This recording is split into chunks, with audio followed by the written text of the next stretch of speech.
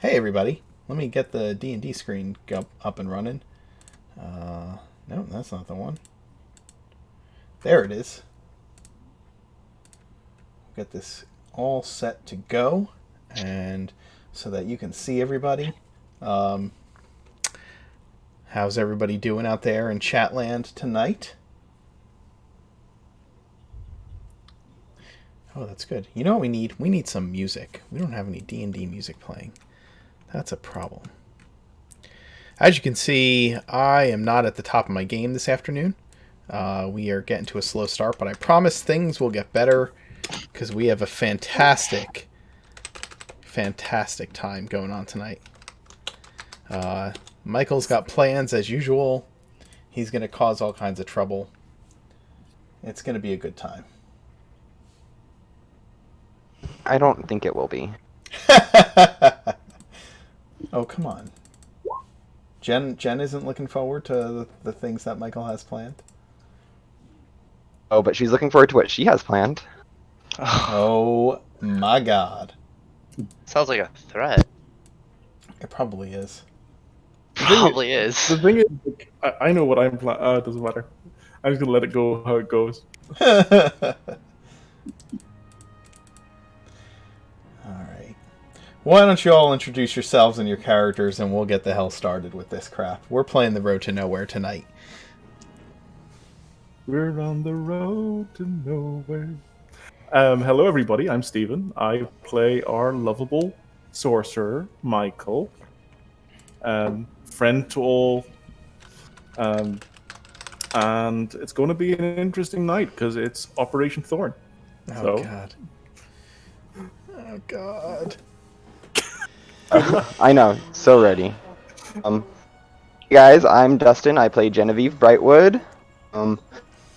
Would be on camera, but you guys would most likely see either the top or back side of my head because I write a lot. Yeah, Genevieve is ready to find out what the heck is going on in her front yard.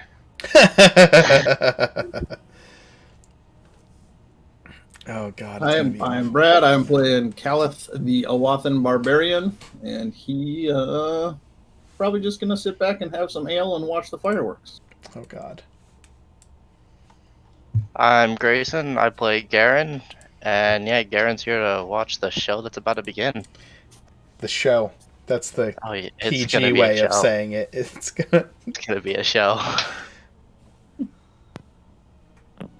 And I'm Justin, playing Felix the Gnome Wizard, and I have no idea what's going to be happening tonight.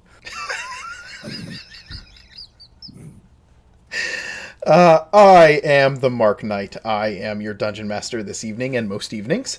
When we last left off, the party had completed a job to gather some adamantine ore from a group of dwarves transporting it from Ironstone Hall down to Twiland Hill. Unbeknownst to them, there was another group that was just as intent on ransacking this caravan of ore, and terrible, terrible things happened.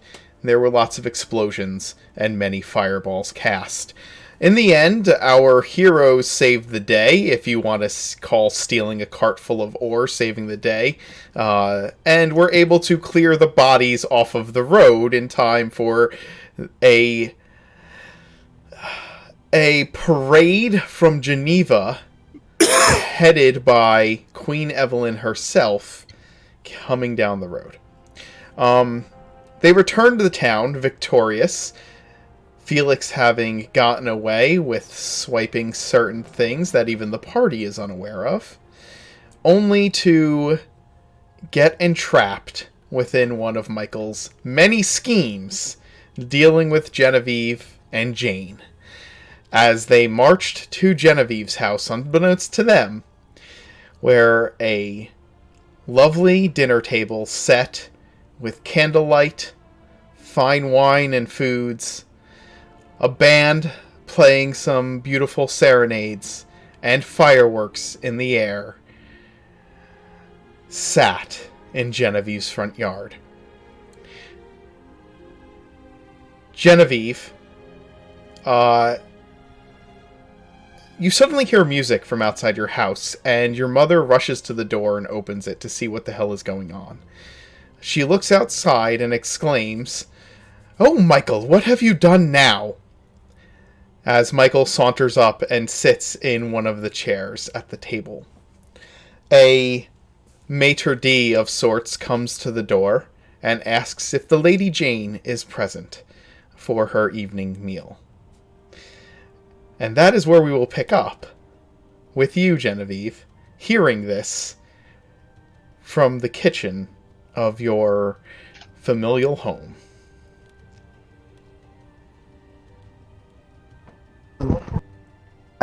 So as soon as my mother my name out, I'll rush to the door and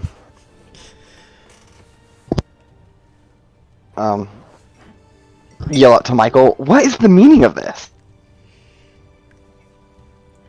I'll bow to my head to Genevieve and say, alas, Genevieve, it is not for you this evening. I have decided to throw something special for Jane because I have some good news for her.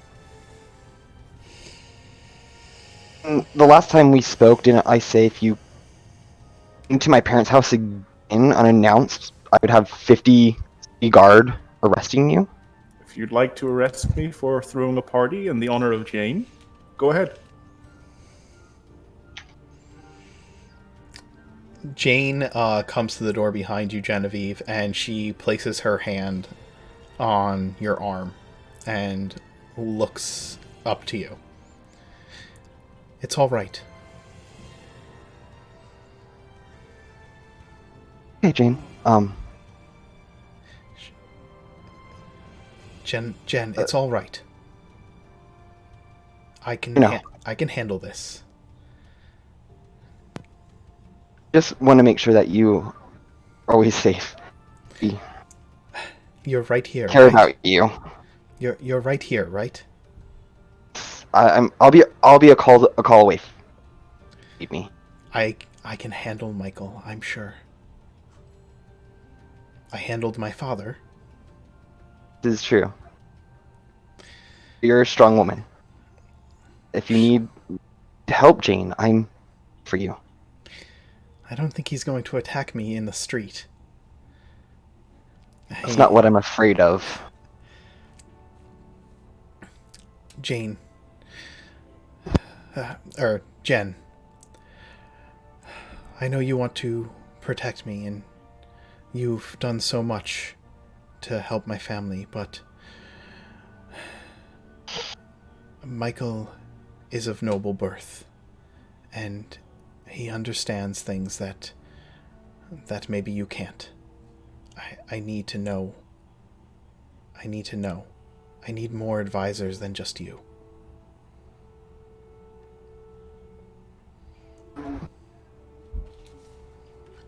I understand, Jane. I'm struggling in the right words to tell you. Michael's a scoundrel and a narcissist? Well, those, but maybe our conversation will wait later. She nods. Just want you to know that I care for you. And we'll give her a kiss on the cheek and walk into the back of the house. Okay. She smiles and goes out and sits down at the table. And blushing, kind of looks up from under her, kind of looking down a little bit, says, "Good evening, Michael." And I will give Jane the most florid bow that Michael ever knows. And of course, gust of wind, hair gushing in the wind, coat flying back. Oh, Jesus. And I will give a nod to the accordion player as we sit down. And that'll be the nod for like La Vie en Rose to play in the background, like this French cafe, traditional love kind of music kind of style, if you think about it in the background.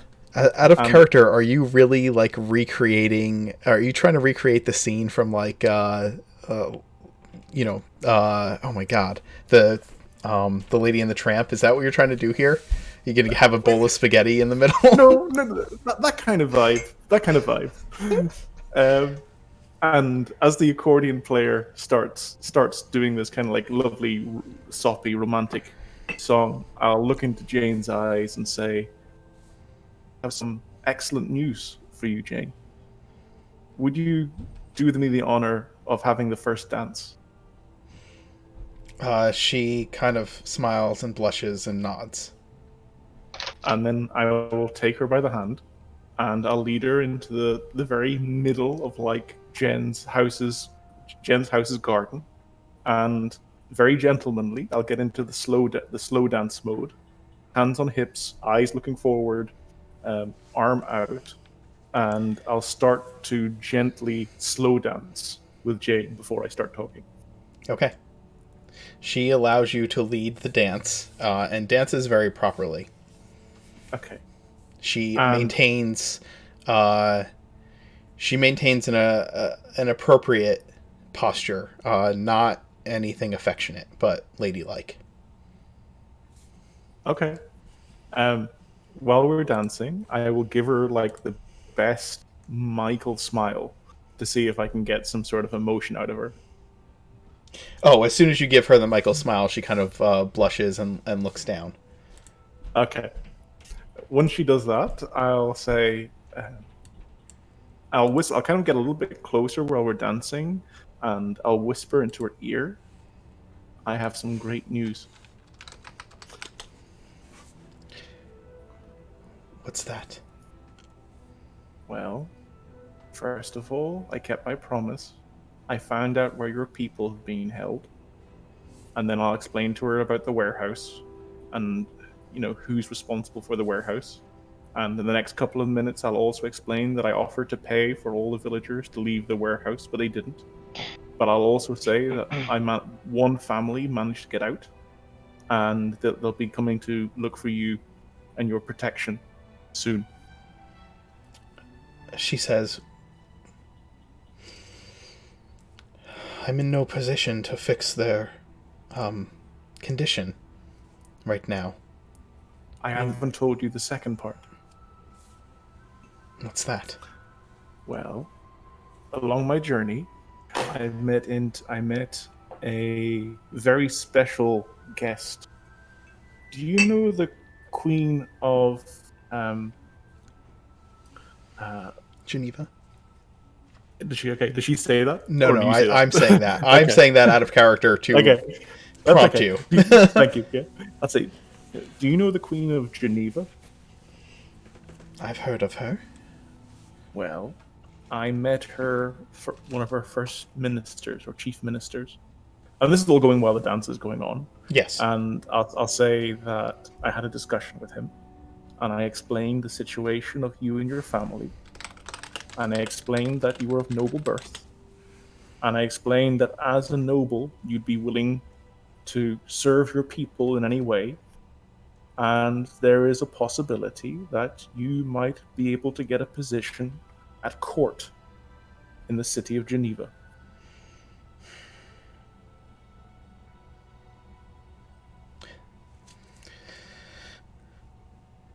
This would solve all your problems, Jane. You could protect your people. You would have a very super high patron to protect you and your interests.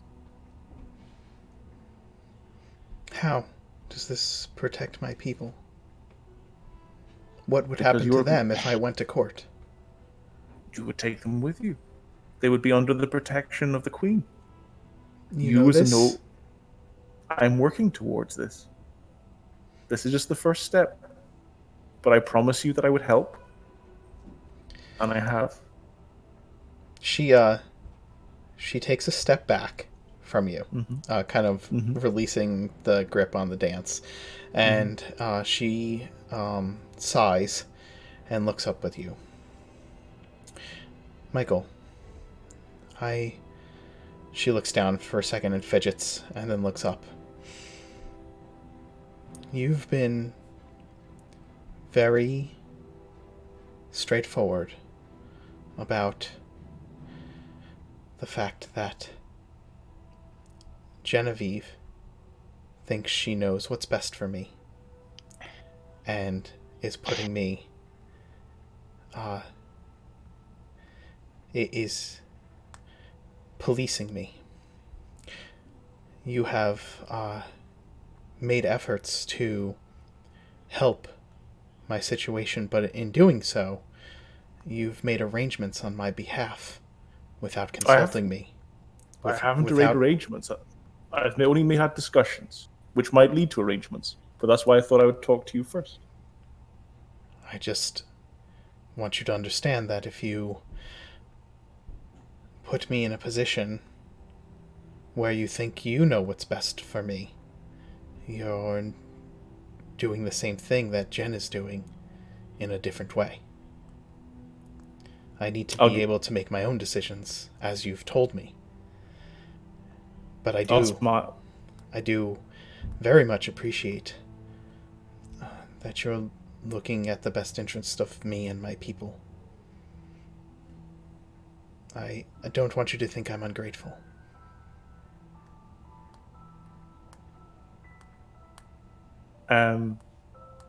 Could I do an insight check? So as I give her one of the Michael specials. Sure. The special the smile with the gust of wind.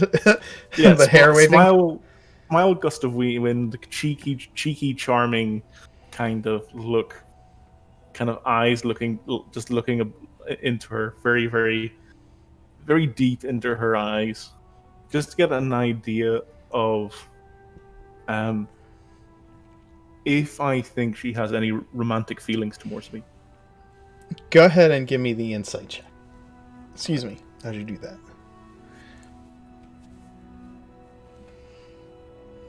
Whoa! Holy cow. There you go. She is clearly taken by your dashingness. Okay. But it's also clear she's trying to... it's obvious she has mixed emotions, right? Okay. She doesn't know... she's hearing, contradicting things from you and from Genevieve, and it's showing that she is trying to navigate her own path and not merely follow either one of you.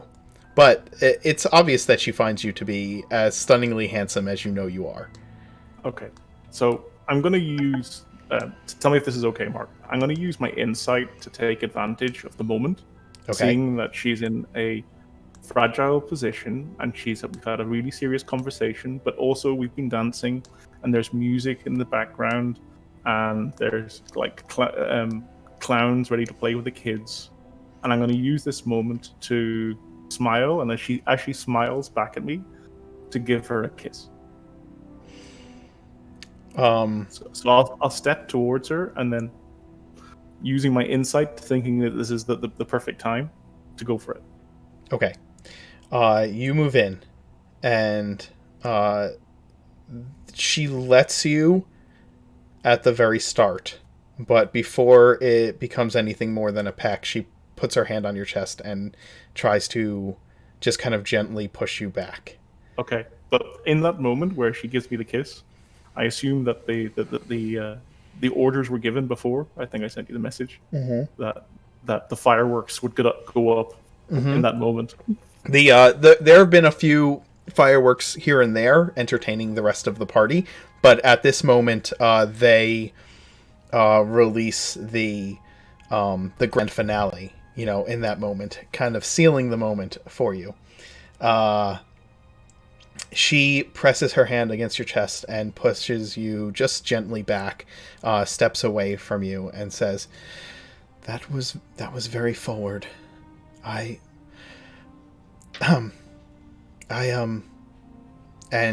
she shakes her head and just walks back into Jen's house without saying another word. Well, without saying anything, she just literally... Okay. Yeah, she kind of seems to struggle for words, and then just turns and starts walking back towards Jen's house. As she does that, can I send her a message while she's walking? Sure. So using message? Of course. I'll send her a message and I'll say, in my best Bonnie Tyler way, I'll say, "Turn around, Jane." She hears you say that in her, kind of whisper that into her ear, and she doesn't respond verbally, but you see her kind of peek over her shoulder for just a moment. Okay. She's still walking towards the house. Okay. And while she's peeking over her shoulder, I'm looking at her, and I'll say, "I will make you happy," but I'm also looking past her to see if I can see anybody in the doorway. Jen's mother is looking on from the window, but not the door. I'm not sure where Genevieve is at the moment. Okay. She would be creeping over her mom's shoulder. Jane turns her. I'm going to take a little bit of liberty, but Jane turns away from you and sends the response to the whisper after that, to the message after that, and says, "I need to think," and she goes inside. Okay. Did I see? Oh yeah, you see them both peering out the window. Sure. It's like Genevieve and slightly older Genevieve looking out the window, watching what's going on. Jen's mom has a look of like, "Oh my gosh, it's so sweet," and Jen has what look does Jen have? Jen's feelings. What look does Jen have? And what is the rest of the party doing while this insanity is going on? Let's go to the rest of the party first. Well, Cal is just drinking and eating and kind of not paying a ton of attention, but he sees something across the dance floor that, like a dish that he wants a piece of. So he kind of saunters across the dance floor, oblivious to other people dancing. And as Jane's walking away, he kind of pats Michael on the shoulder like he normally does and say, "God, you rejected another one out of hand, didn't you?" I will look to Caliph and I say, "I had my kiss, man. It wasn't a rejection." She must not have liked it because she's gone, my friend. Caleb takes food off the table in the meantime while he's saying this. What is? Then he'll just go back to sit down again and keep eating. This Mike is all just has a happening in the stupid street. grin. This is all happening in the street right outside Genevieve's house, by the way. Sure. Yeah. Okay. Cue the psychiatrist Warforged. What is Garen doing?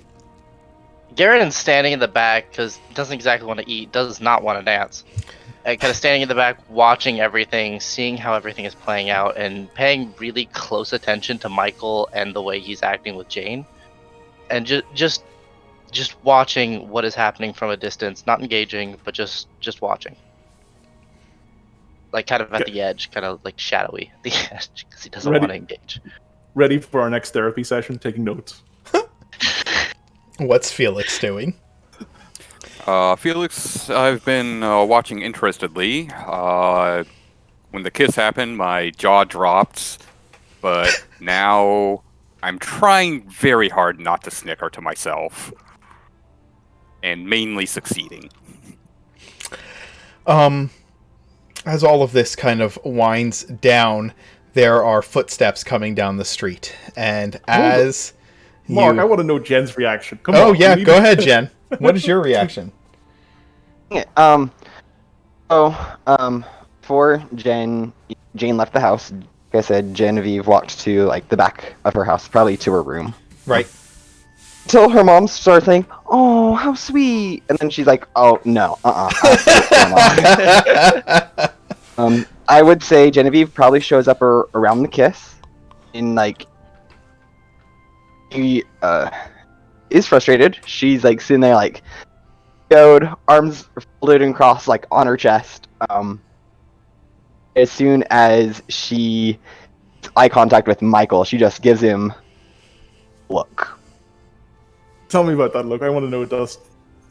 Like how dare you look, and you will be Death glare? Pretty much a death glare. After that death glare, Jane walks into the house. She shuts the door behind her, and she looks down, and there's a slight smile on her face as she walks into the kitchen. Oof.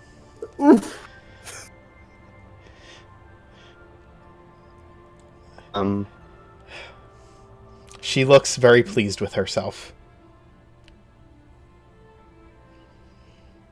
He's not sure of the feeling, so she wouldn't interact until Jane. She comes up to you, and her smile. She kind of makes sure that she comes up to you and she grabs your hand and she pulls you out of the way of the window, back into the next room. She looks up at you and says, "Well, that should keep him entertained for a little while." All a ruse, Jane? He got me a meeting with the Queen. The Queen? The Queen of Geneva. And he has interest in helping my people, which is exactly what I need. It's not a ruse. He's very, very handsome. And, well, he knows what he's doing. And, well, I'm learning from him. Unfortunately, not exactly how he wants me to.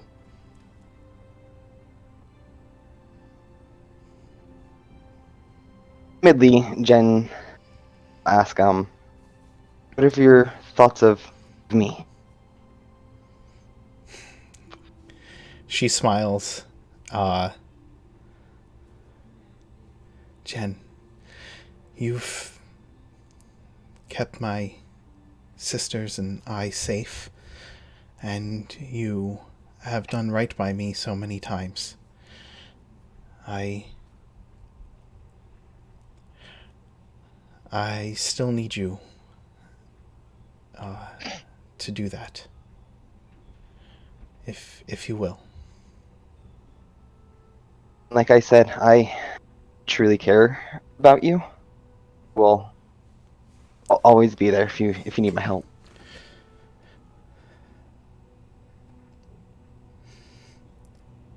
She thinks about this for a moment. Kind of looks down, thinking. Just a kind of a thoughtfulness on her face.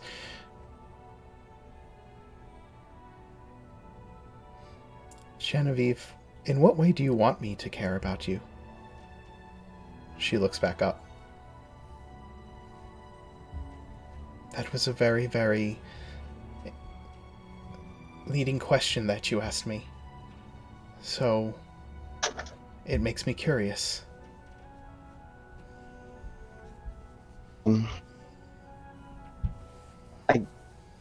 I'll just put it out there, Jane. We met. Good feelings for you. Feelings. You feel a little afraid than before, and lost that person I loved and cared for, and I don't want that to happen again. That's why I step up and look to you. I don't want anything to happen to you.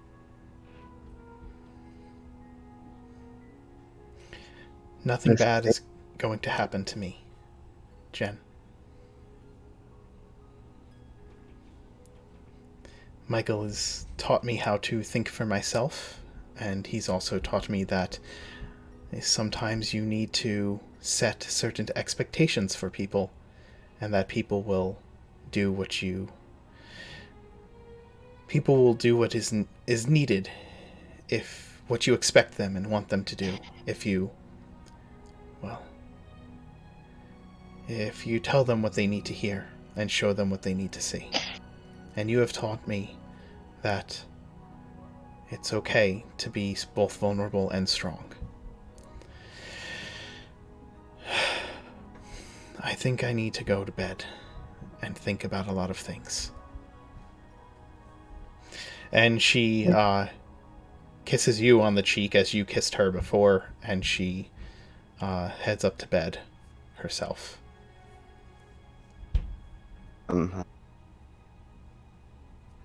He walks away like after Genevieve's death. She'll say, "You." What's that? Under Genevieve's breath, as soon as Jane's walk away a good couple feet under breath, Genevieve will say that loves her. It's a big moment for Genevieve.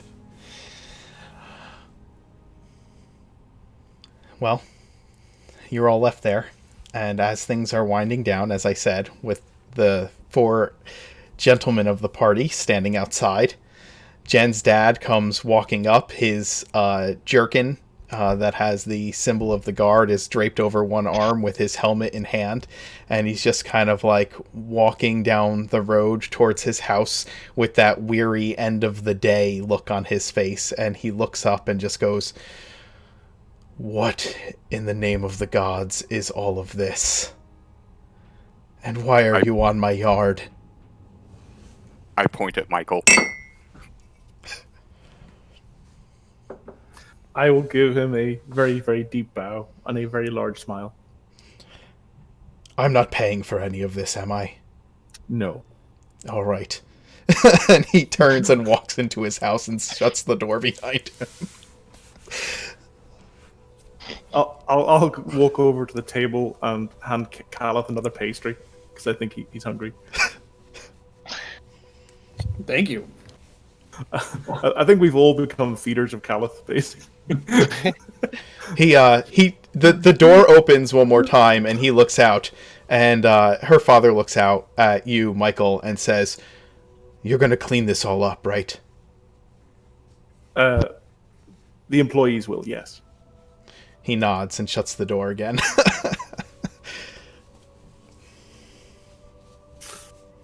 I'll look back to the guys and say, do you want to have some wine, guys? Enjoy the rest of the night? Yeah, I could use a glass. Don't mind if I do. And I'll... Go ahead. No, you go ahead. And I'll raise a toast and I'll say, to a truly fucked up but successful mission. Genevieve, your mother looks at you from the kitchen and says, "Are these the rest of your friends that you were telling us about?" Yes, Mom. Mother, they are. Well, maybe this is not the time to interrupt them. They seem to be... well, I would love to meet them when there's time. Of course. Haven't they already met Jen's mom? No, you're the only one who's met Jen's mom. A steal. That is the effed up situation that we're in the middle of. That's why I'm like regretting a couple sessions ago doing that. And the thing is, like, Jen's mom definitely likes me in the kind of son-in-law way, doesn't she? Like, kind of like friend of the daughter kind of thing. Jen's mom thinks you're handsome and generous and kind, because that's all you've displayed to them. Yeah, she still gets her bunch of flowers every week. Yes, and Jen's mom is interested in Genevieve, you know. Oh my god, important question. Does Jen's mom know about Jen's sexuality? Oh. No. Ooh, interesting. No. I don't think so. That's not been implied before, so... In any event, Genevieve, what are you doing while the guys are kind of hanging out with the food and wine at the table, in whatever capacity they are? Once my mother and I are done talking, Genevieve will out front. Boys, that was a show, wasn't it? I'll give Jen once again a huge courtly bow. It was definitely something. Please, Jen, come enjoy the wine and the food. I'll hand Caliph another pastry. Good. Taste I'm not- too. I lost my appetite, but thanks. What do you mean? Hungry. Okay, you seem very disappointed that I threw a party for a mutual friend of ours. Not disappointed, but I would say more angry about what your intentions behind said party was. Why angry? are you making moves on someone you don't know? I think that's called dating. Oh, God.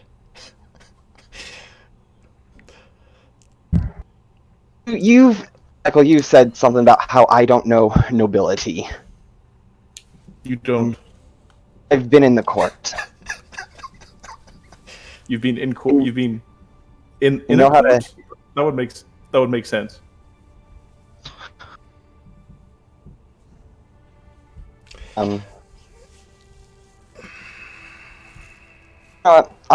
Michael, I will challenge you. Duel. No. Tomorrow morning. Did you just say no? Yeah. Why would I want to do that? There's nothing for me to gain by challenging you. I actually You think you do? You obviously are trying to prove you have something to gain and to prove. No. I'm just trying to do the best for Jane. I think we all are trying to do the best for Jane.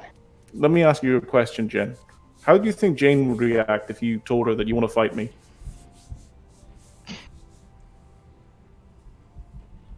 Not part of this. We can call her out now. We can ask her. She says she needs time to think, so leave her out of this. Between you and I. As I said, there's nothing for me to gain by fighting you. That's fine. You have nothing to gain for our guildship either. Is that what the rest of the people want? I'll look to the guys behind me. Huh? What was that? Sorry, my mind wandered. Felix has a pastry in one hand and his hand in the bag at his hip. It's up to you guys. Do you want me to stay or go? I'd like you to stay, but I think you and Jen need to work your shit out. Somehow. If you're gonna stay. I agree. You've proven yourself a couple times in a fight, but you were very disrespectful to Jen back before the raid. And she's definitely a big part of our party. So if you guys can't get along, it's probably not going to be her as the one that's going to leave. Garen? At this point, Garen's gonna notice everyone's talking together and gonna walk over. He's not been a part of any of this. He's just been watching everything happen, and walk over. And I guess over here, you guys. I'm assuming. Yeah, as you walk up, you can hear what's going on. He's gonna sit down, or not sit down. Sorry, walk right behind Michael, and say, I personally enjoy Michael's company, and I enjoy Genevieve's company, and I enjoy Cala's company, and I enjoy Felix's company. I do not believe any of us should split. There are problems within, but I do not believe they should be enough to justify splitting up. I'll tell you what. I will make the first gesture to meet in the middle. I will not talk to you, Genevieve, about any of my relations with Jane. Any conversations or any intentions I have towards Jane, I will keep it between me and Jane. I think that's fair. I think a duel's fair as well. I don't want to fight you, Jen. It's not to the death. I don't want to. I have nothing to gain, Genevieve. Jen, have you made clear why you want to fight a duel with Michael? And also, just an aside, Jen does not know what happened on the road yet. At all. Sure. Yeah. Purpose of the duel is how much the boys have said, Michael. You could squash our beef. How would fighting you squash our beef? Oh my god, have you never fought someone, Michael?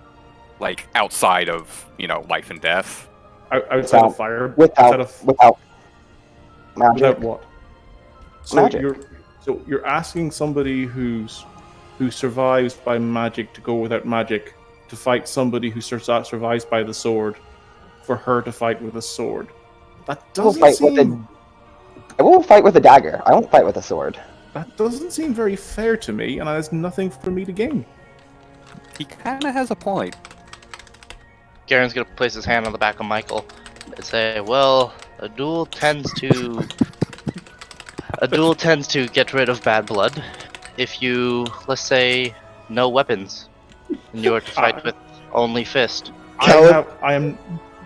Calith, do you want to say what you're saying in the background? As this is going on, Calith is slightly intoxicated at this point, so he starts banging his mug on the table a little bit and chanting, "Duel, duel, duel, duel." Oh, God. I'll look to the guys and say, "Look, guys, I'm not stupid. I have nothing to gain out of fighting Jen. Full stop. And I'm not going to do it, and I can't be fight a lady. It's not what I do."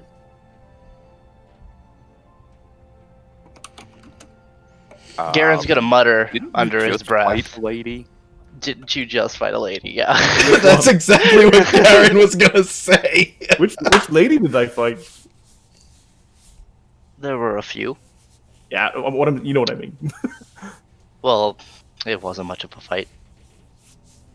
Guys, I just have to interject. I need to run my dog outside real quick. I'll be right back. Sure.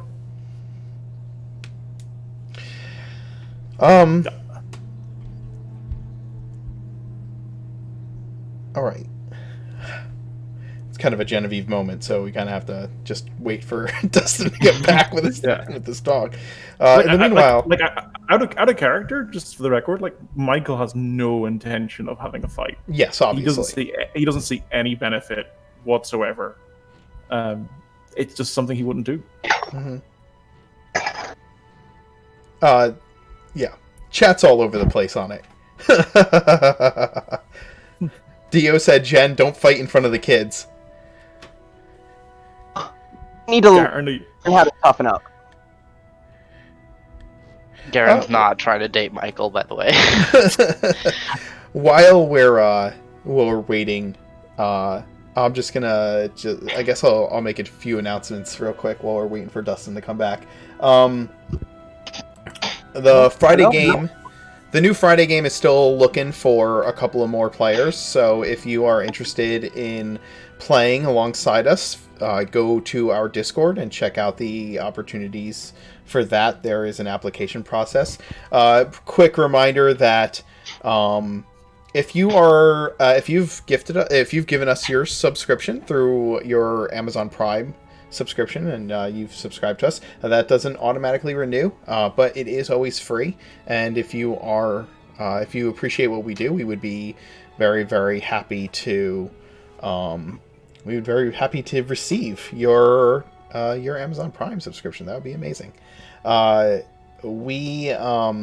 We've hit 130 subscribers for this month, which is freaking amazing. I have decided to extend the dab challenge. Instead of it being just to the end of the month, it is whenever we hit 200 subscribers. So whenever we hit 200 subscribers, I will dab on camera, and the prizes will be given out for the top gifters at that time. Right now, David is top gifter with 21 gifted subscriptions for the month, and Red Ice Mage is in second with 20. There are some really cool prizes for being top gifter and second place, third place. You can check those out on the Discord as well. They're in the announcements. You can go there, take a look at all the cool stuff that we have that we are giving away. I know that one of the things on there is Justin has put up a drinking horn that has the logo, the Skyrim logo on it, as one of the prizes. So there's a whole bunch more. You can check those out. Farbo Co is our holy cow. Thank you. I want that horn. Sorry. You're gonna have to fight Taylor. I'm gonna have to go tell Taylor that you just beat him to the horn. I'm only on 10. Oh, okay. Oh man. Anyway, yeah, we've got a lot of cool stuff going on with that. But yeah, we've hit 209 followers, which is amazing. So just thank you everybody who has been involved with that. Thank you, everybody who has been subscribing, gifting subscriptions, donating, and being a part of the Patreon. Things continue to grow, and it's really, really amazing. We really, truly, truly appreciate you helping us to be able to continue to do this week in and week out. So yeah. Anyway, back to the game. Let's get back to D&D. So, Jen, you're standing there in the middle of the street, face to face with Michael. The rest of the party is kind of sitting or standing around the table. Calith is clearly slightly intoxicated and calling for the duel for the sheer purpose of wanting entertainment. Felix is mildly amused and munching on a pastry, and Garen seems to think that maybe this will help settle your differences, but Michael is clearly opposed. He seems to have no reason to want to fight and sees no reason for it. And what are you all doing at this point? There's a lot you haven't discussed with Genevieve. She has no idea what's happened between the time she left and the events on the road. And I know, Jen, that you're kind of standing there feeling a little challenged, I think. I'll just say it again. I'll say, look, I've tried. I'm trying to meet Jen halfway there. I won't mention any of my relationships or bring up any of my feelings to Jen ever again. I think that's going a lot to mend the bridge. Meet me halfway.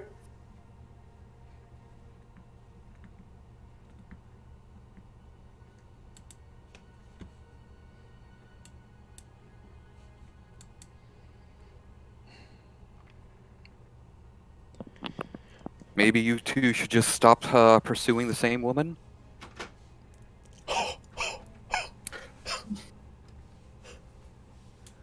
Garen's gonna look over at Genevieve. You're pursuing Jane?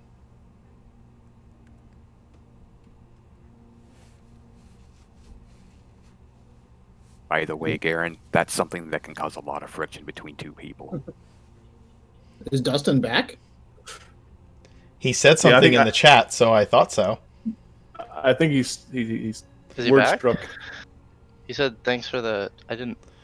Maybe he was on his phone and talking to the chat. Oh my god. Dustin, are you there? Dustin, can you hear me? Damn it. Oh, okay. He's here. He's speechless. Dustin's just speechless. I want to see how this plays out.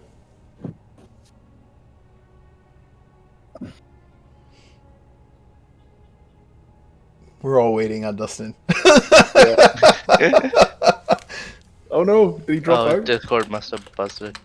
How about now? Can you guys hear me now? Yes, we can hear you. Oh my gosh, like I unplugged I swear 20 different cords. So you heard all of that then? I did, and I'm upset because I had really good lines that I said. Just go ahead, say it. To myself. Oh. So, Genevieve, Michael, I don't trust your words now. I do not believe they fulfill any code of honor. And you to restore that honor with me.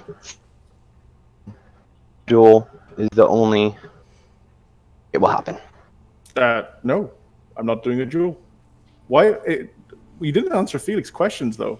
Do you like Jane? Did you purposely ignore Felix's statement? Is that what just happened? No, it wasn't. What happened was earlier I said, over there, be quiet. But that's not what she was going to say. Oh, okay. Well, she'll turn to Felix down a bit, but she'll raise it to meet his eyes. I fallen Jane after we first met. I believe you guys remember the story I told you about my best friend Freya. Is this resemblance? I don't know if that's it is. Yeah. Fallen for Jane, and Oh. Wow. Jen. You're chasing a ghost. Oh, this I- cannot go well. Yeah, I look to Garen and say, "Hey, therapist, you have something to say here?" you don't need a therapist if that's what you're asking. Garen's gonna look over to Michael. I'm not a therapist, and Hey, I'm you not help me, man. I enjoy our counseling sessions. I believe you have misinterpreted what I've been talking to you. I've just talked to you as a friend. I am not a therapist, and I do not know what to say here because I've never had to deal with something like this. I just My want com- someone to get it on in the fighting pit or somewhere else. Either way is entertaining. Let's get it on. I don't think that's what he meant. I don't think that's what he said. Well, Jen, why don't you ask Jane if she feels the same way? And then this might get the situation solved. If she has any romantic feelings towards you, and she'd prefer to have romantic feelings towards you instead of me, then we can solve it. I'm not going to go talk to that young woman after the events that happened tonight. So you want to lie to Jane? Her and I have spoke. Tell me she needs the night to think. Okay. Does she? I'm going to approve of it? respect her wishes. She knows how I feel about her. Yes. No, hold on. Does Can I she roll know? insight on that? Yeah.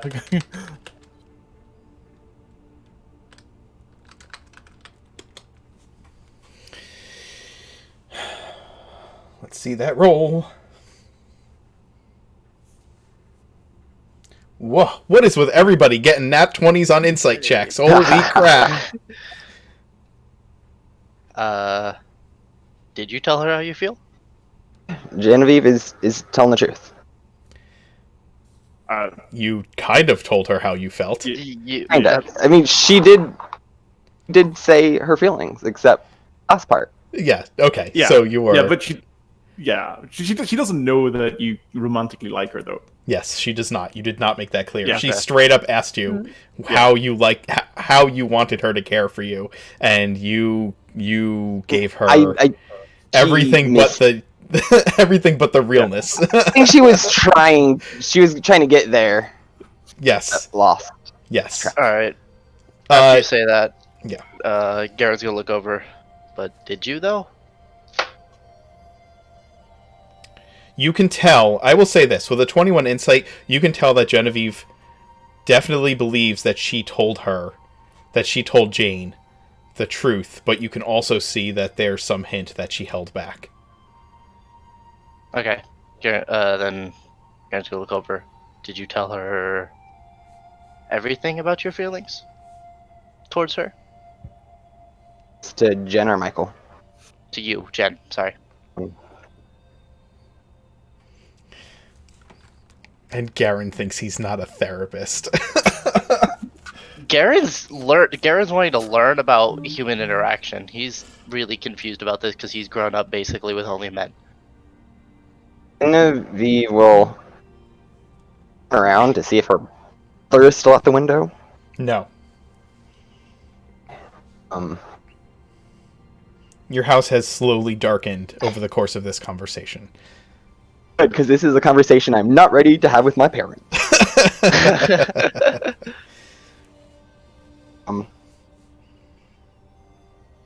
Doesn't know I love her. Okay. So She knows everything else I feel So about this is- her. it's really easy, Jen. We both like the same person. Let's bring her out and ask her to choose. Carl, we're not gonna disturb her, cause her any more stress. So you're acting as her parent now? Following her wishes, and I'm respecting her choices. Yeah, if she wants a night to think about things, this is not the time you want to Okay. talk to her. She'll probably just get pissed off. Let's go back to her. Let's go back tomorrow then. We can ask her then. Both of us can come up and we can ask her straight out. It will solve our problem, right? Technically, I live here. So you can come back. I normally take a seat at the table and drink a glass of wine at the table in front of her parents' garden's house. Oh, God. Anyways, I'm tired of this discussion as she looks at Michael while she says that, and we'll turn to Felix. How did mission go? Oh, mission successful? Better than we thought? Why don't you? I'll look at Felix and smile. Why don't you tell her the full story, Felix? Oh, it all went to shit.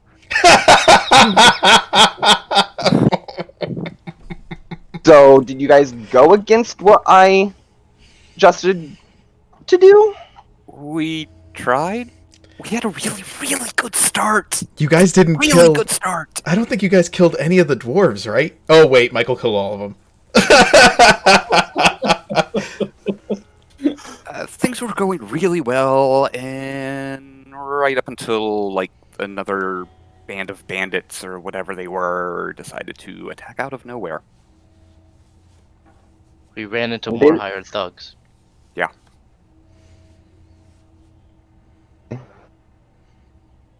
The dwarves. What happened to them? What dwarves? You can't tell they're dwarves. There's an inspiration point.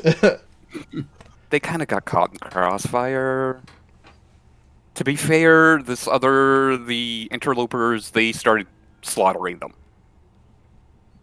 But they Okay, so you guys- Still standing behind Michael. Garen's gonna gesture to everyone else but Michael. We didn't kill them.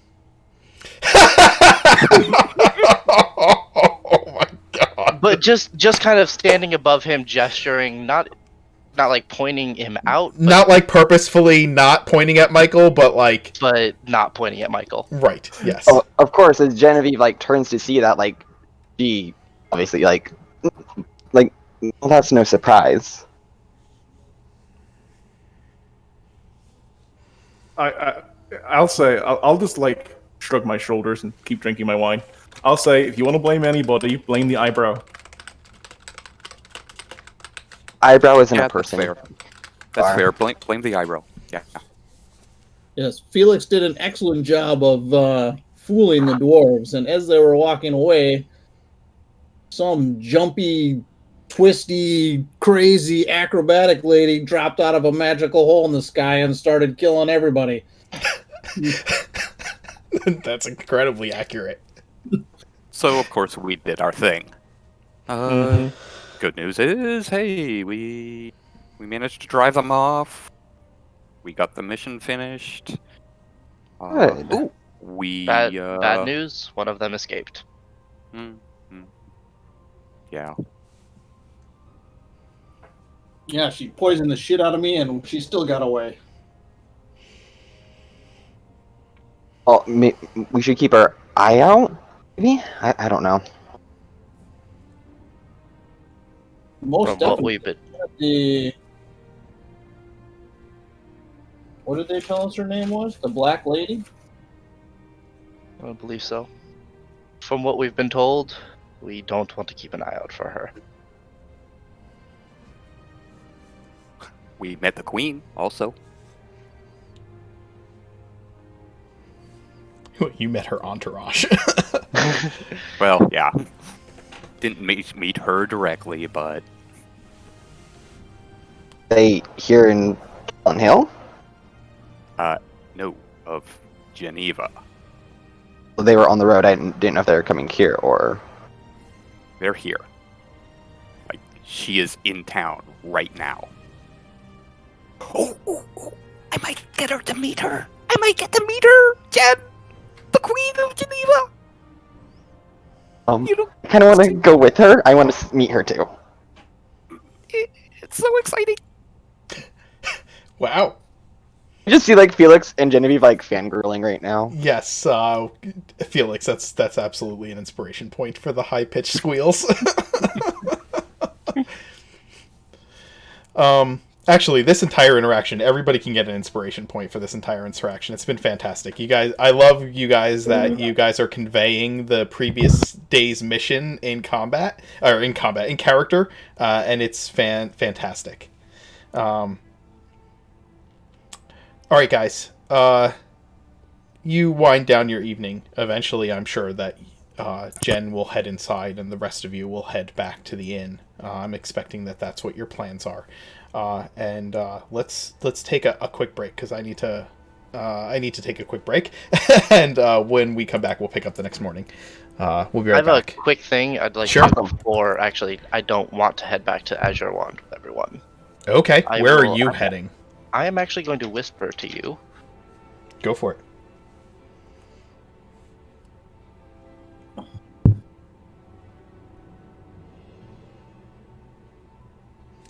Did you whisper it to me in Discord?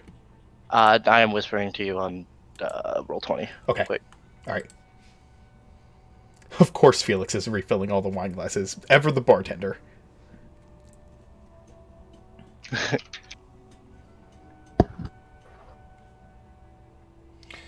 Before we go on, Callus isn't quite drunk enough. Okay. As All everyone's heading back, I'll take my leave and do that. Garen, I'll need a. I'll.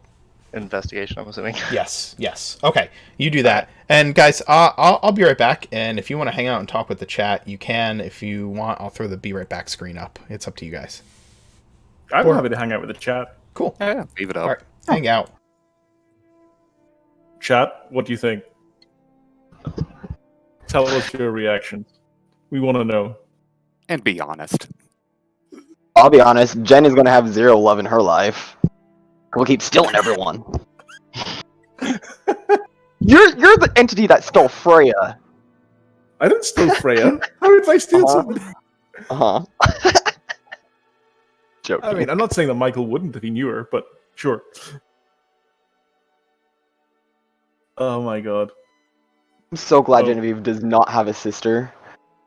What? Come on, be good. Okay, that's good. I don't know how this Jen Michael thing is going to resolve. I have no idea. I 100% understood that Jens want to have a fight, but that's not what Michael would do at all. Michael wouldn't brawl Jen for the hand of a maiden? No, That's the he's not- thing. That It's- seems like something he would do, though. No, It's but not he a- would hire it. He would probably hire a champion or something like that. But he wouldn't brawl her herself. Thing is, it's Brawl isn't over. And Jane, Brawl is from Jen's side is you've done me wrong, and if you want to keep your position, this is the only way to fix it. Yeah, I'm sure Jen will love you two fighting. You mean Jane? Yeah, that's Jane, what I said. yeah, sorry, that's Jane. what, and that's what like Michael said in character. Let's tell Jane about this. See how she feels. But we all know that Jen doesn't want to say anything to Jane about this. Because it's not a fight over her. That's the thing. Oh, of course it is. Like It's It kind of is. it's 100%. Yeah, it absolutely is. Yeah, 100%. it's not. Dustin's trying to convince us that the brawl is not a fight over Jane. Oh, no, it's not. I don't think it is from Genevieve's perspective. I think it's a fight over who's the leader of this party, because I think Michael's charisma is quickly swaying things in a direction that Genevieve is not happy with. I don't think it's a fight over Jane, but the timing of it makes it so that I think that Michael thinks that it's a fight over Jane, and so does the rest of the party. But Genevieve knows it's not, right? That's kind of what I think is going on. That's what I've been trying to. So, I think if there, and this is an out of character discussion, some kind of a little bit of a meta discussion, because I think you guys can handle it as role players. You've proven that you can. I think that if there were to come a situation where Michael, I think Genevieve challenging Michael in that moment was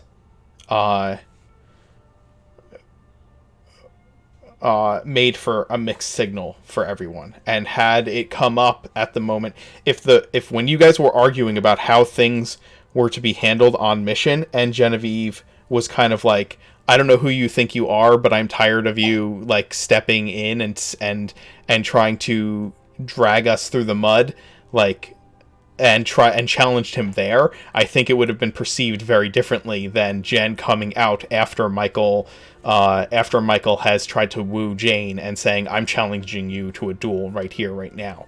Do you know what I'm saying? Sure, It was 100%. bad timing on Jen's part. Yes, bad timing on Jen's part.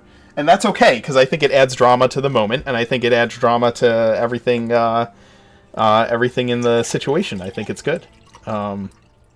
It's good. For those who, People miscommunicate, right? People have bad timing. That's a real thing. Yeah. Like think Michael, sorry, go ahead, Dustin. I was just gonna say, I think Jen is still continuing, that pent up aggression from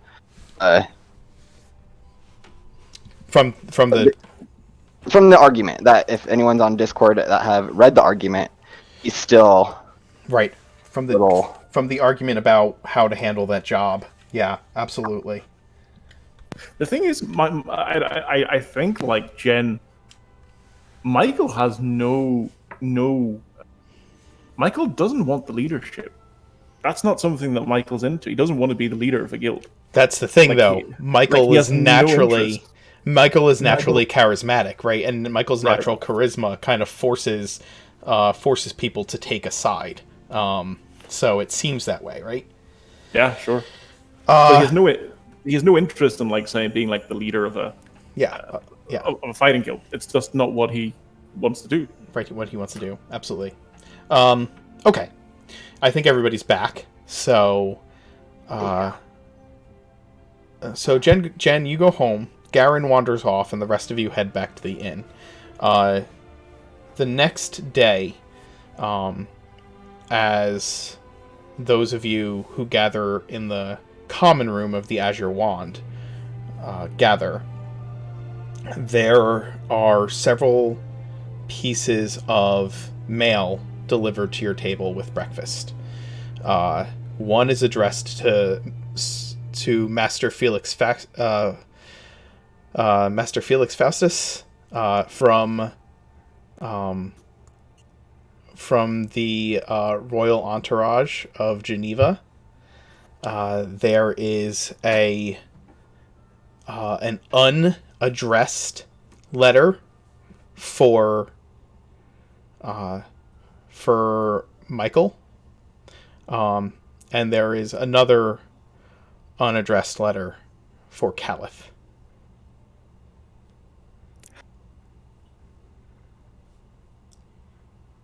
I would just take the letter and put it in my side pocket, and if I'm going to bed as we arrive, I would just read it in my bedroom. This is the next day. This is the next morning. Oh, As okay. breakfast is being served to everyone, these letters are tucked in with it, and Beatree lets you know that they arrived for you early that morning, or later, or the day before, while you were gone, or since you've gotten back.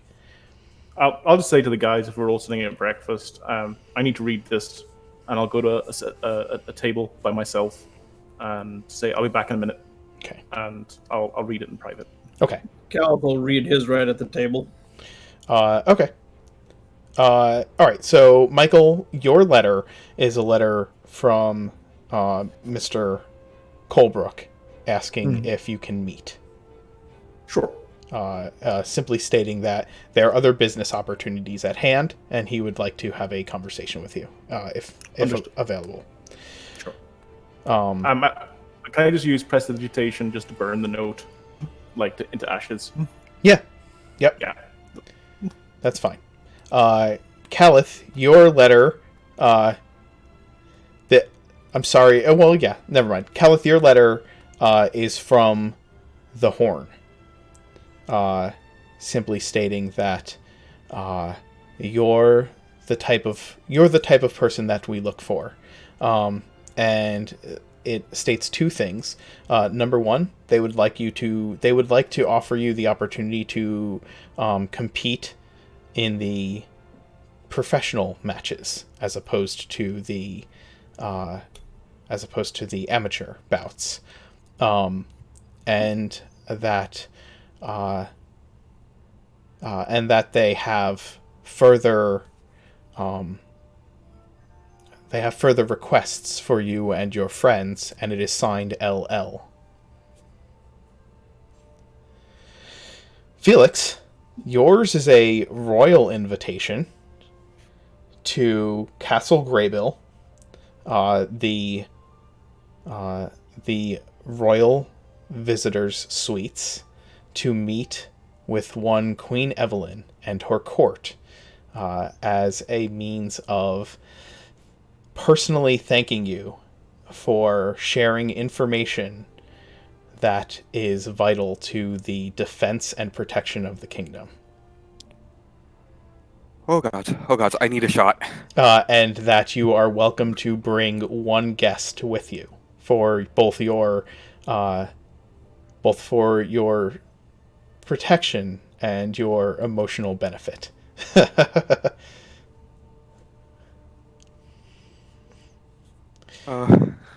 Beatree walks over and places a shot down in front of you, seeing your face and knowing that look that she's gotten to know since you've been in the wand for a little while. And she winks as she puts it down and pats you on the shoulder and says, "That's from me," and walks away. Is Jen just like Felix's support animal? Say again? Is Jen Felix's emotional support animal? When you go on the flights, you get to bring like a puppy or something. I'm an ESA animal. She may very well be. Side note, I am so excited and nervous that I, for once, do not even react to Beatree.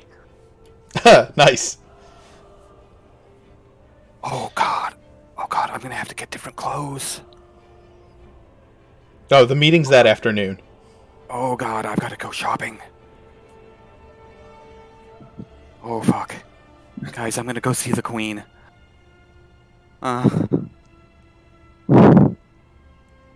Is Jen actually here with us? She's still at her parent. No. Yeah, that was that. I was going to say that would have been up to Jen if she arrived at breakfast time, or if you would have to go fetch her. Well, last thing that she remembers the party saying is that they were going to come back to her parents' house. Oh, right. So that so that Michael and Genevieve can confront Jane. That's going to go over like a ton of bricks. I think if Jen is able to talk to Jane Ahead of time? Okay. Jane stays in her room, in the room that your parents have kind of given to her and her sisters, for quite a long time. Her sisters have come down and are, being younger siblings about things, but Jane doesn't come out of the room. I'll knock on the door. You hear Jane call from within.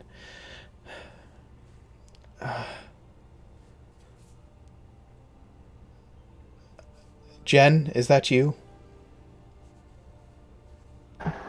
It is Jane. Can you please give me some time? Of course. As much time as you need. Just checking on you. I'm fine. Thank you. Okay. And Genevieve will, I guess, when's coming, she'll go to the Azure Wand, yeah.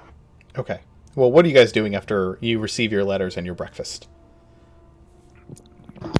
I will say, looks like our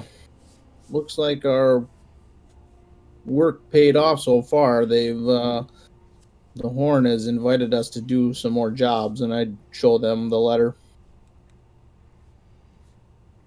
After they finish eating, Garen will walk back in, Okay. feeling content with himself. You have 3 you have three things that are, well, you have four things that are happening, right? Michael has an intent to confront Jane with Genevieve, and Michael, you also have a meeting. Calith, you've been invited to come speak with Lady Long, along with whoever wants to go with you. And Felix, you have been invited to a meeting with the Queen. You can do these things in any order, but the letters all kind of imply that they would like to meet, that those meetings should happen soon. Today. To be fair, Michael, it wasn't clear to Michael that they'd both go march back up. I mean, he suggested it that they Right. march back up to Jane's parents' house, but Sure. it wasn't made clear that they should do it. Right? Sure. Jen Absolutely. didn't give an Absolutely. indication. Absolutely. Like, he suggested it, but the party didn't really react to it, say if it's good or bad. So he just decided to leave it be. So Okay. So Jen, if after Jane kind of tells you she needs space, you head back to the bar. You walk in to, well, Felix kind of emotionally shitting himself. Everything okay, Felix? I just hand her the letter. Yeah. Oh yeah. Oh yeah. Oh, this is big news. Caliph? I really don't want to work with them anymore. You can take jobs for them if you want. That's on you, and I'll help you with it, but I really don't like Lady Long. There's just... She cannot be trusted. I don't disagree, but we're not doing this just to take jobs to join the Horn. We're trying to Get information, yeah. get information. So how can we use our in with the Horn to get that information?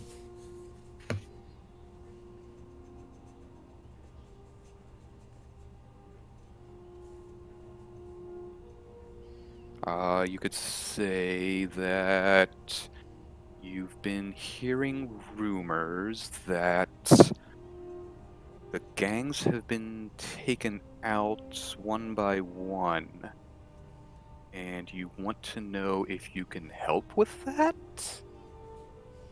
I don't know. You're the one gonna be talking to her. Jen, do you want to go with to the castle? That's a question that you have to ask? Of course I will. We're gonna have to go clothes shopping soon. I There's some plenty great of money. places. Good, I got plenty of money. I mean, you haven't Well, liquidated any of your funds yet, Felix. You have other money, huh? Oh yeah, oh yeah. while this is going on, could like this kind of like excitement about the Queen and clothes, could I send like Garen a private message through the medium of my brain? Yeah, of Sure. course. Hey, what do you think about the idea of getting a little bit of payback? And I smile and just look to him. Do you remember that guy Mirth? Of course, I remember him. That scoundrel. How do you think the rival gangs would feel if somebody was disguised as Mirth, carrying what looks like to be adamantine round the town of Twiland Hill? I'd say that could be a bit dangerous, but could be fruitful. Do you have Do you any? know what? Well, no, but I'm sure we could magic some copy up. It doesn't need to actually be adamantine. It just needs to look like adamantine. Or maybe, I don't know. Do you have the ability to look like Mirth? I do. What if Mirth went into certain shops placing orders for adamantine weapons?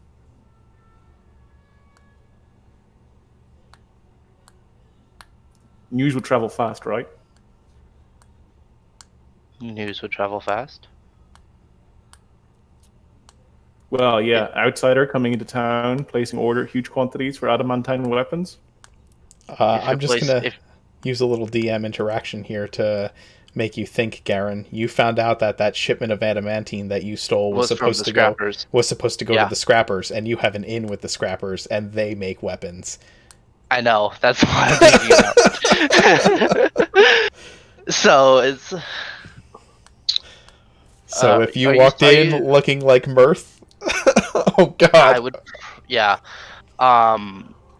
Michael, are you sitting at the table with everyone? Yeah, but this is like a conversation. I'm spamming message. Okay. Yeah. Guys, gonna look back.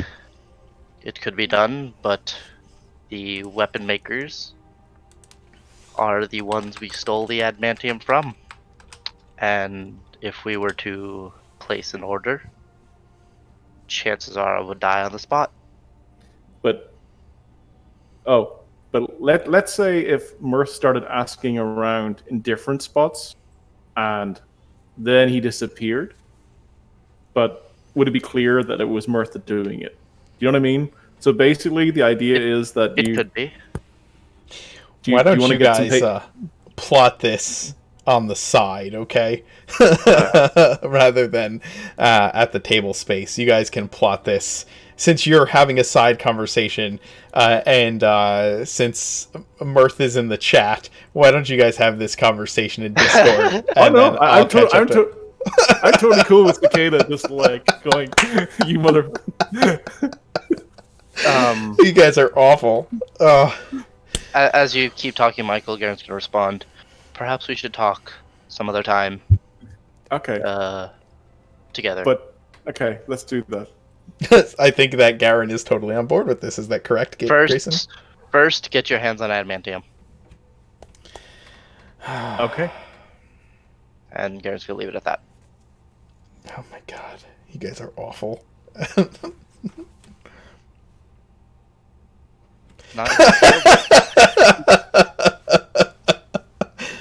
Oh god. Okay. So, what are everybody's plans for the day? Yeah, I'll go to the bank. I'll just say to the guys I got an appointment with the bank manager. Okay. Genevieve and Felix are gathering items of clothing before going to meet the queen. Is that correct? Yeah, Jen will rewear her dress. Okay. So you're going to take Felix clothes shopping. Yeah, I guess so then. You know a good place. Michael took you there. Not going there. Oh, okay.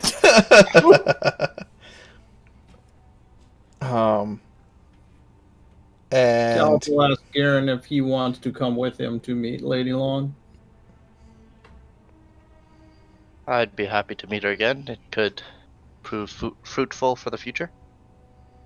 Do you think we should try to steer our jobs in a certain direction to get more information, or just let her give us random stuff again? Well, we've only proved ourselves once with them. If we start asking questions immediately, it could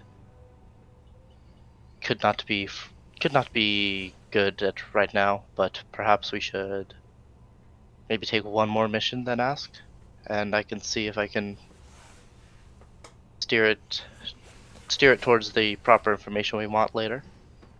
Sounds good. Before everyone leaves, do we want to set up? Are we still? This is more in character, even though it doesn't really sound like it. Are we still planning on doing some kind of guild type thing? Do we want to start an account of some kind, a group account at the bank? If you want to, I could easily do that this afternoon. I know the bank manager personally. Already have it taken care of. Jen, you've had the paperwork that you've filled out, but I think Caliph is asking if you guys should start like a group treasury, essentially.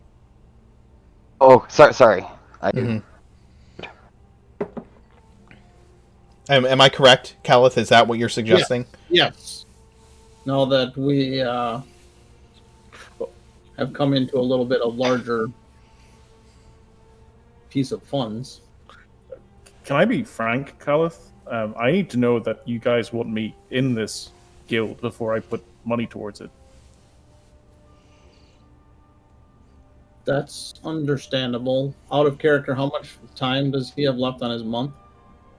He's got like 2 weeks left, I think you said, Mark? I think so. What oh god, I gotta go but look back and see what day that was. It was about 2 weeks. It might have been slightly. 2 weeks. That sounds right because we were about. It was almost 2 weeks we were on the trip, right? Yeah, it was Hexen the 2nd, and now it is Hexen the 17th. So yes, it's been that. It's been 15 days exactly that you've been with them. Yeah, that's understandable. In a way, you're. This might sound a little crashed, but a little bit it's still kind of on a trial basis employee type situation. So I wouldn't feel bad if you didn't personally contribute until your month is up and then you decide what to do. Well, he smiles at the employee joke and said, if you want to be part of this party after 2 weeks, it would have to be as an equal. I don't do well with subordinate. I assumed that that's what the guild was. A party of equals. No, I agree completely. You just said you weren't ready to decide whether you're part of the group yet or not.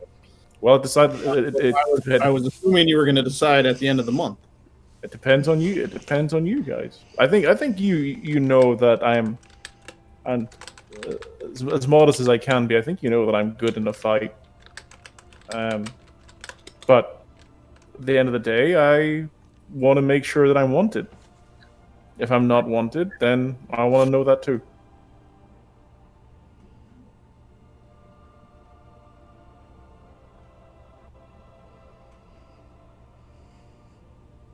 That's fair. We just kind of had a stressful situation, so I don't know if we should decide right now. Why don't we? Well, why don't I go to the bank now and let you guys have a talk, and I'll take my leave and walk out. Okay. Bank it is. The rest of you are left there in the bar.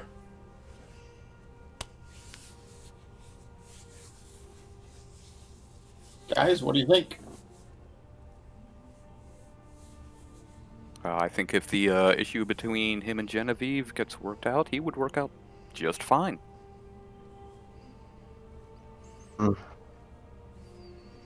At this point, I don't know what to say, Calith. Don't like the direction that he's in. But I agree with Alex. If he will agree to terms of a duel, heal what he has fractured on our group. That's fair term. It's nothing that can be fixed. And honestly, Jen, you should have seen him in that fight. He was actually really, really useful. Killing innocent people that we were trying to not kill, right? No, like, actually useful. I think he's better in a fight than I am, really. He's a great warrior. He fights well. I'll believe you guys when I see it. Fair enough. From what I've handled himself, and he needs someone to help him.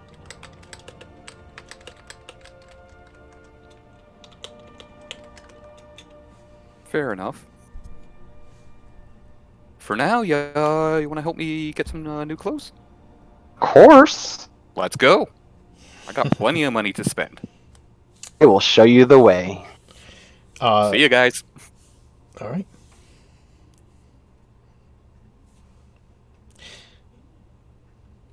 You guys go off your separate ways. I actually stop after like 3 steps. Back here at dinner time-ish to meet up again? Sounds good. Alright, see you then. Me and Jen head out. All right. To make this part a bit easy to handle.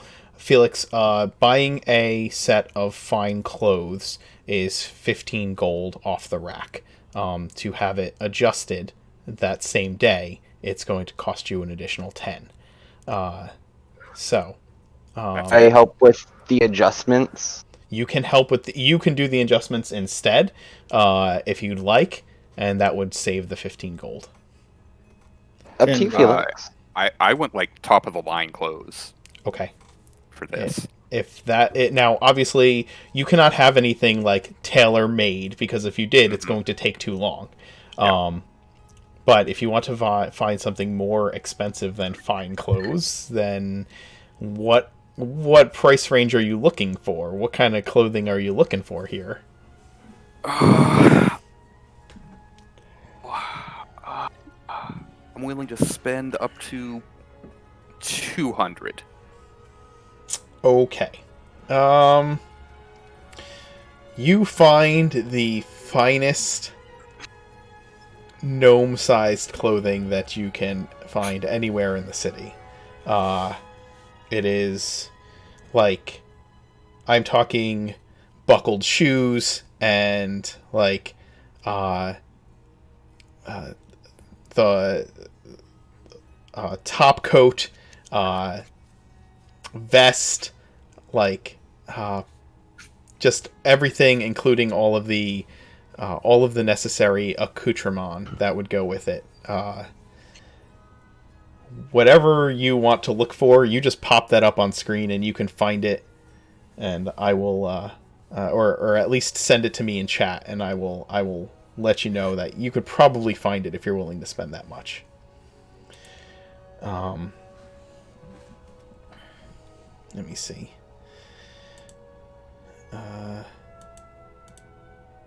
But yeah, you can find the finest clothing that you'd like. I didn't really have anything in particular in mind, just like whatever's fashionable, top of the line. Sure. I just want to make a good impression. Jen will definitely help you out on that. Well, that's partly why you're here. Are you sure you don't want anything? I got plenty of money. Sure, I guess I could find some jewelry.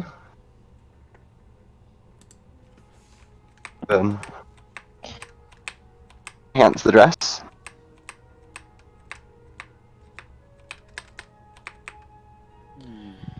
All right. Some emeralds would look good, I think. Yeah, that would really work well with your hair. My emerald green eyes.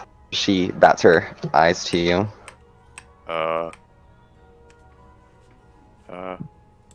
Awkward Felix. Yeah? Felix, like my little brother, I'm not hitting on you. Oh, thank God. And then she'll like slug you in the shoulder as she goes perusing something else that would match your outfit. Well, we've got up to 600 gold to blow, so... Wow. 600. Okay. Go ahead and deduct what you think you spend on. If you're willing to spend up to 200, God, I don't think you need to spend more than 3 for what you're wearing and jewelry for Jen, because she already has a dress. Like, that's a lot. You probably right. don't need to even spend that much. Now, 300 down. Okay. I'll mark it off.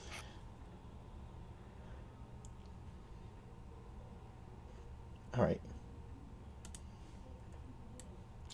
I feel like Felix comes out looking something like this.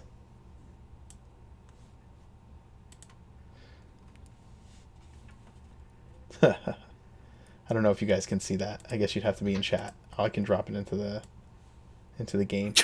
There it is. Yeah.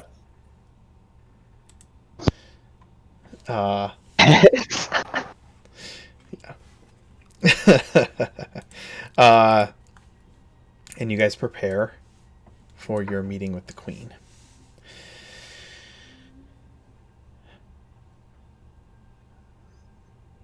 let's see. Yeah. uh,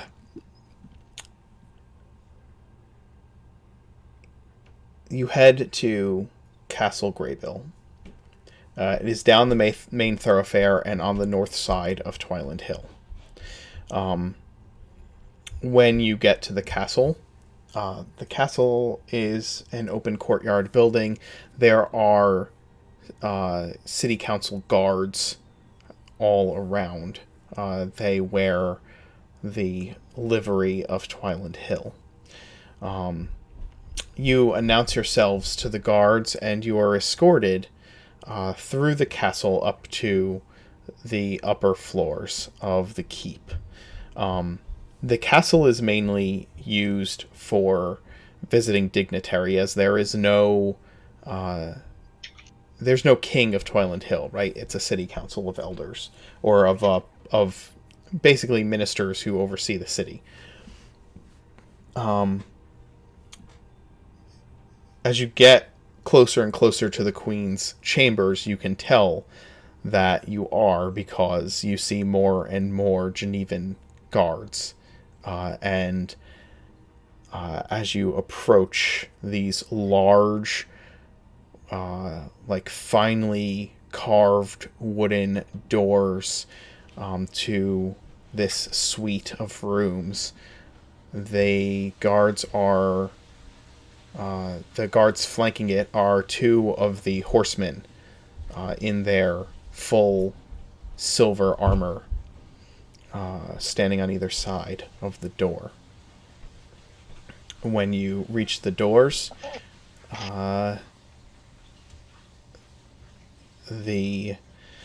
you're kind of handed over from the Twiland Hill City Guard to these two guards, and one of them opens the door.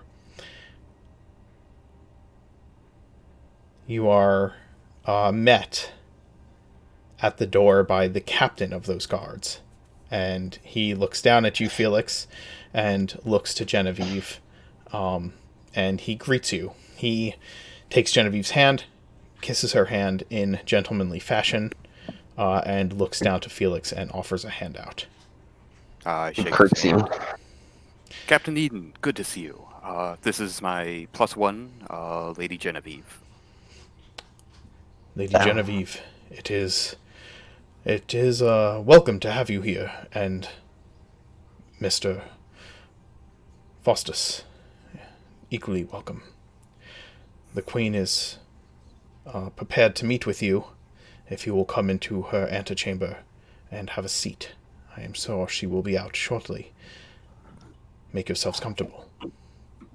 Thank I you, shall Captain. announce you.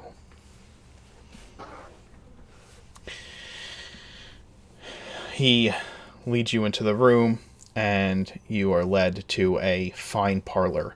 The room is like the most luxurious thing you've ever seen. There are couches that have pure white satin cushions and are gilded with a rose gold gilding on all of the on all of the wooden edges. The windows in the room are large and have that crisscrossed pattern of reinforcement to them, but the sun shines through them, filling the room perfectly and lighting it well. There is a crystal chandelier over the top of the room in this high vaulted ceiling. A gilded wooden table sits in between all of these couches, which are meant to look better than they feel sitting upon. And there is a tray with refreshments and snacks out on the table. Fine fruits and wines and various breads and cheeses. And as you sit down and the captain leaves the room to announce you, a servant walks up and offers to pour into your glasses. I actually wave him away. Okay.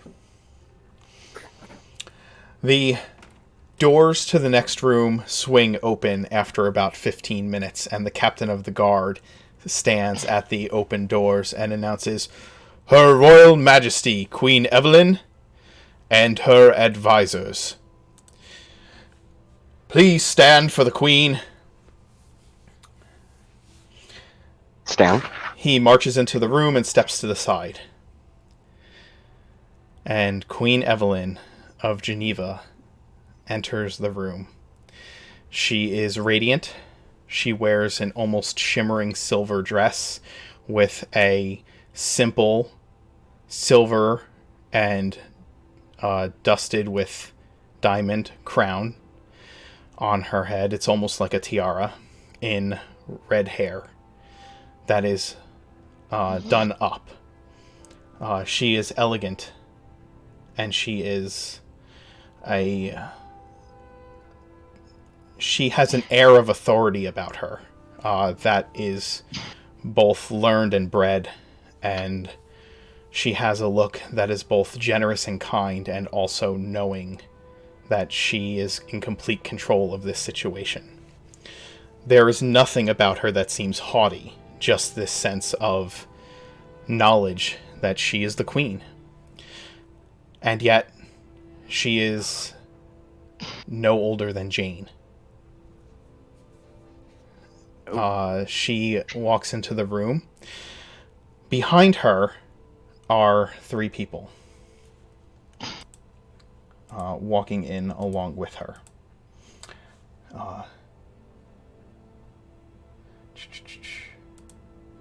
Queen Evelyn is 17 years old. Behind her is a tall, dark-haired young man in very noble clothing, wearing the iconography of the House of Browen, the Duke's House of Ravenreach. And also is the Queen's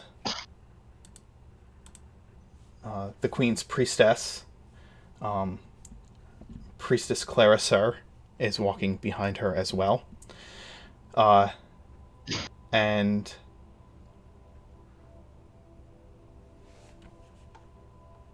a woman.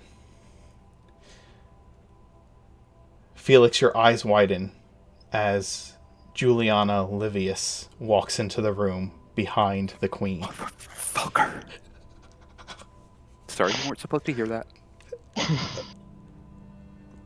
A moment later, kind of rushing up behind Lord Graham, the advisor that Michael had spoken to, kind of scurries up behind all of them, and they walk into the room. After coming up from the best bow that I know how, and seeing her, I visibly just ghost white. And I'm not sure if anyone would notice, but a bit of anger and fury comes into my eyes that I'm trying to hide. The captain announces each one of them by name as they enter the room, so you're coming up from your bow as he announces the name, the Queen's personal scribe and scholar, Juliana Livius. Quick question. What was the guy's name of the Duke's House of Ravenreach? He announces the Marquis Renaud Browen of Ravenreach. Renaud. Son of Duke Nathaniel Browen, Lord of Ravenreach.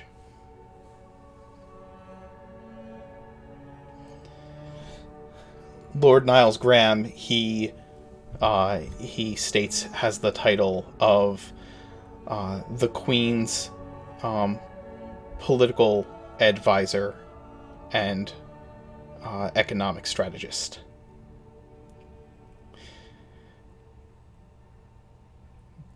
The Queen Marquis is? Okay. What's that? The Marquis is? No. Lord Niles Graham. That's Lord Niles Graham. Oh. As you bow, as you complete your bow and you look up, the queen approaches and holds out a hand to you, much in the same way that Lady Longhand, with and there is a ring with the symbol of Geneva upon it, and she holds out her hand to you and smiles down at you with just poise and grace.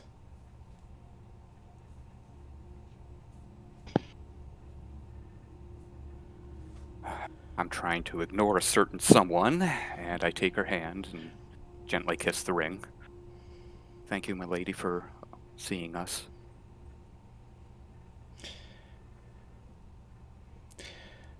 It is no small thing to meet a queen. You may call me your Royal Highness. I pardon my need to correct, but you are, and your manners are quite well. I am glad to meet you, Felix Fassus. And I am grateful for the information that you have given to me and our people for their protection. She turns her hand towards Genevieve.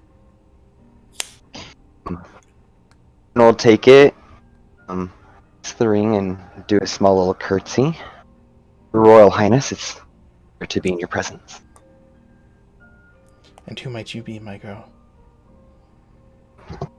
I am Genevieve Brightwood, Captain Commander Brightwood's daughter. Ah. It is a pleasure to have you. Please, if you will sit, I would be glad to converse with you for a short while. Of course, Royal Highness. Felix? Yes. Sorry, yes, of course. She sits across from you, her advisors finding seats around her as well.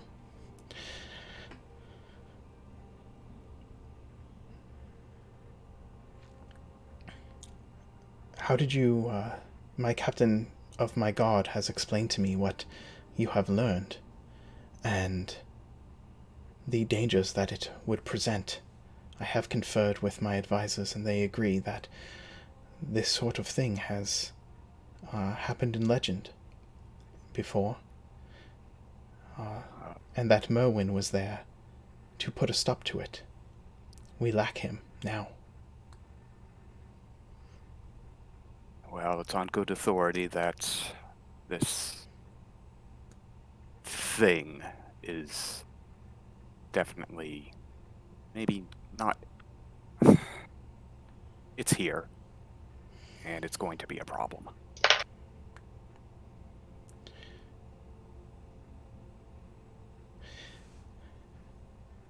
You said that, my captain tells me that you said there was another group of travelers who had directly seen and dealt with this creature of great evil. A group of adventurers, yes. Only one of them actually saw it. But when talking to him about it, I asked him if he would allow me to read his mind to confirm. I've got a bit of knowledge in these things myself. He allowed it, and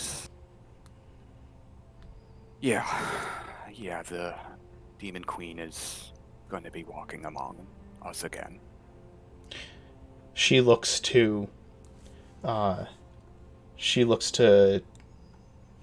Juliana. You said you can confirm that Felix is a practitioner of the arts. Juliana looks directly at you. There's something on the edges of her smile, or there's a quiver of a smile and a just kind of a look of divisiveness the look is not one that's kind. It's slightly just kind of lidded. It's a lidded look. And she turns to the queen and she says, "My queen, he is.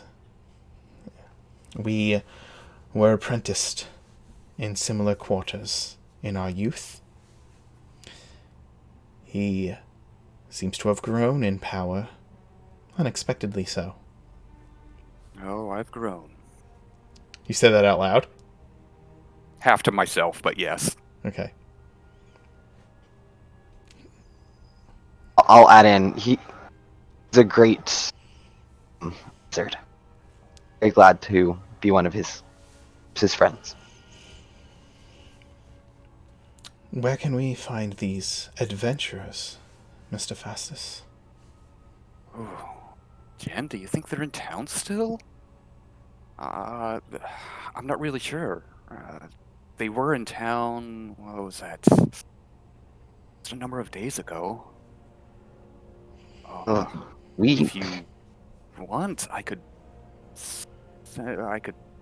contact one of them for you. I'm guessing you want to talk to them and confirm this? Yes, I would like to do that. Or at the very least have my captain of the guard speak to them. I can do a sending.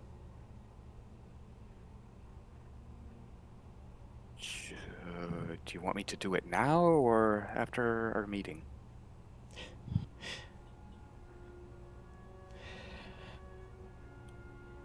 She has a kind of a she has this knowing smile. It's like a little smile that's just like knowing the reactions that people have when they are meeting her for the first time, especially those who are her subjects and not part of her court. Master Fastus. Fastus? Faustus. I am so terribly sorry. Don't be, Your Majesty. It's okay. After our meeting would be best. I wanted to thank you firsthand for doing this, for conveying this information. And, well, she stands. Everybody in the room stands when she stands. I stand up too. Follow suit. She nods to the captain of the guard, and the captain of the guard brings over a small wooden box. She takes it from him. Would you allow me to bestow upon you a token of my gratitude?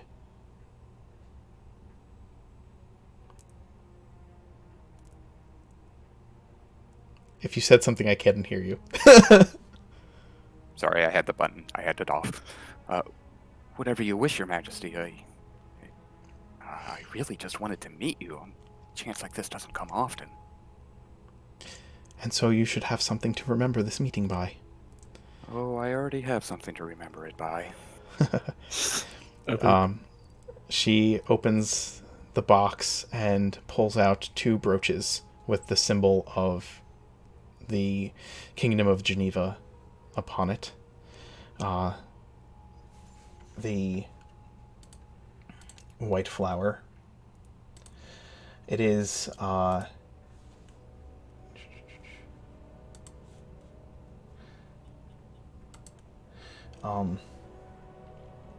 it is a white flower traced in gold, and it is surrounded then by kind of this blue stone that is carved all the way around the gold. It is a beautiful brooch, and she says to you,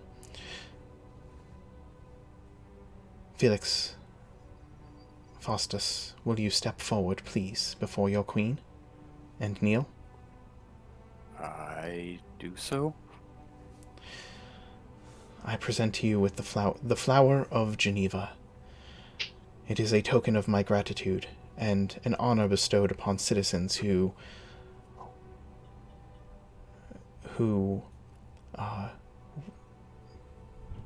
step forward in honor to protect the kingdom in some way or serve it in some way. I present it to you now. You may present this, and you are welcome in the courts of Geneva if you come back to your home at any time. Please rise. I do, and bow deeply. Thank you, Your Majesty. She smiles and pins it to your lapel. You are welcome in my courts and in my presence, and you are looked upon as a friend of the Queen.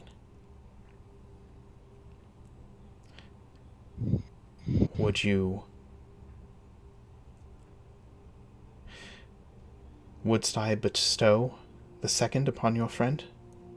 Is she worthy of such a gift? She is more than worthy. She's actually saved my life several times. I wouldn't be alive without her. She turns to you. Lady Genevieve Brightwood, if you would please kneel before me. Of course, Your Grace. She'll curtsy and then kneel down. As a true friend of one who serves the kingdom of Geneva, I bestow upon you this gift of my favor. You are welcome in our courts, and may be considered a friend of the Queen. Please stand and receive it. Thank you, Grace. We'll cherish this forever. She smiles and pins it to your lapel.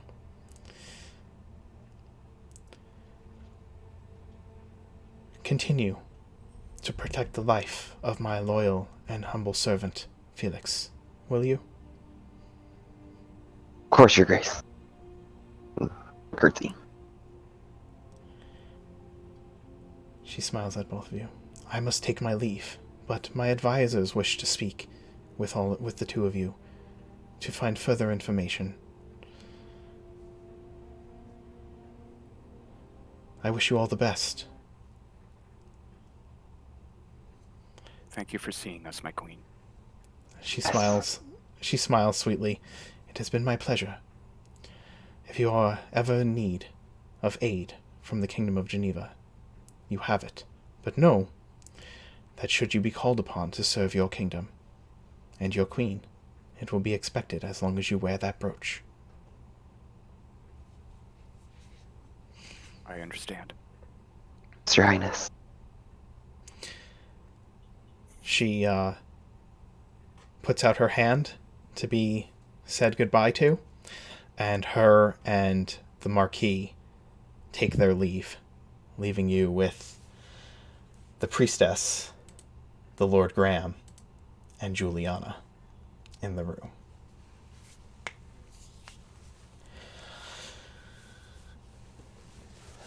Before we talk, and after the Queen takes her leave, I just wanna like pull Felix into a hug.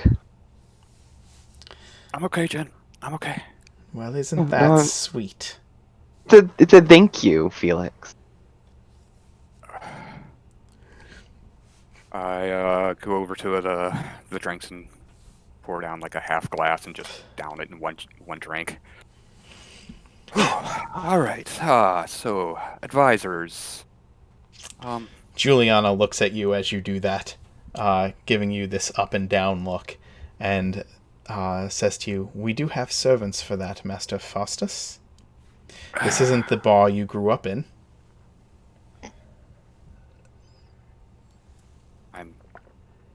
I don't require servants to do things for me. How are you, Felix? Lord Graham, Priestess Claire, you had questions for us. Juliana, we will talk later. She raises an eyebrow to you. Interesting. Will we? I'm not looking at her at the moment. I'm Okay. looking at Giles and Claire's hair. All right.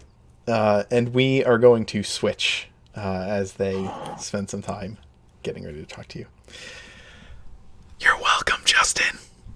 Oh, you fucking asshole. I want to make Twister an asshole. Better you than me. Yeah. Can I just say, like, Justin being awkward is like my favorite pastime. Just seeing Justin squirm is like. I try to put Justin in as many situations where Felix has to squirm as possible. Love you guys, but Oh, God. I gotta use the bathroom. Yeah. He's gonna go throw up.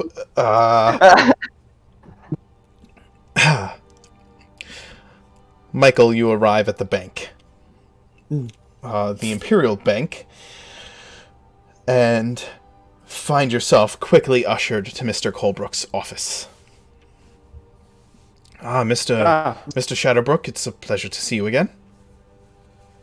I gave him a very gracious shake of the hand and a nod of the head. Always a pleasure, Mr. Colebrook. How is business? Business is fine. Business is fine. Please come in and sit. I do. Nonchalantly. He shuts the door behind you and sits down. I have a bit of news that concerns you that I've caught wind of, and I thought you'd like to know. I raise an eyebrow. Proceed.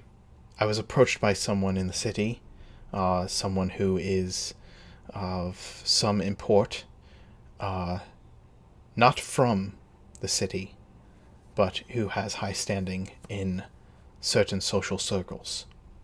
He asked about you by name in the bank, stating that you might come here at some point, stating that you are a noble of minor birth from the city of Ravenreach, and asked that if I or anyone else here interacted with you, if I would contact him personally to inform him that you have come to the city. Do you know? Stephen, the player, doesn't remember this, but the minister I interacted with as a part of the Queen's entourage, that was Lord Graham. I'll ask him directly. Was this Lord Graham by any chance? No. I don't know a Lord Graham. No, this was... Could you tell me who this was? He did not leave a name, but I can tell you, and he describes the leader of the group that had been there the night of your family's hanging. Oh, shit. He describes him in detail. Okay. So Michael would, his eyes would go steely, like gray, and his knuckles would go like a really pasty white as he's kind of like squeezing them and trying to look very ice cold and poker face.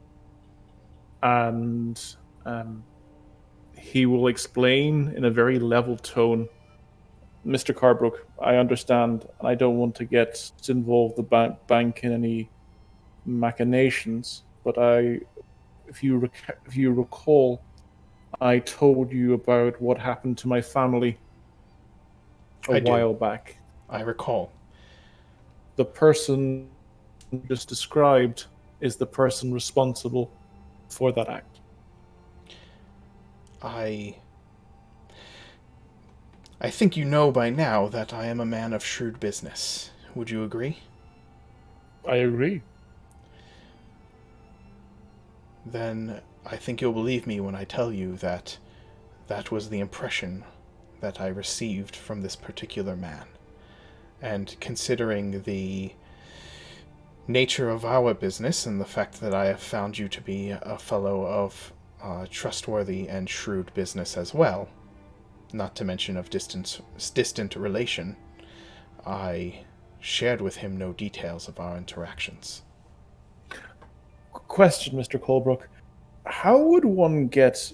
I assume that this person has left a method of communication to get back to you if you were to pass on the information about me. How were you supposed to do that? This gentleman is apparently traveling with the Marquis of Ravenreach as one of his personal entourage, and told me that he could be contacted at Castle Greybill.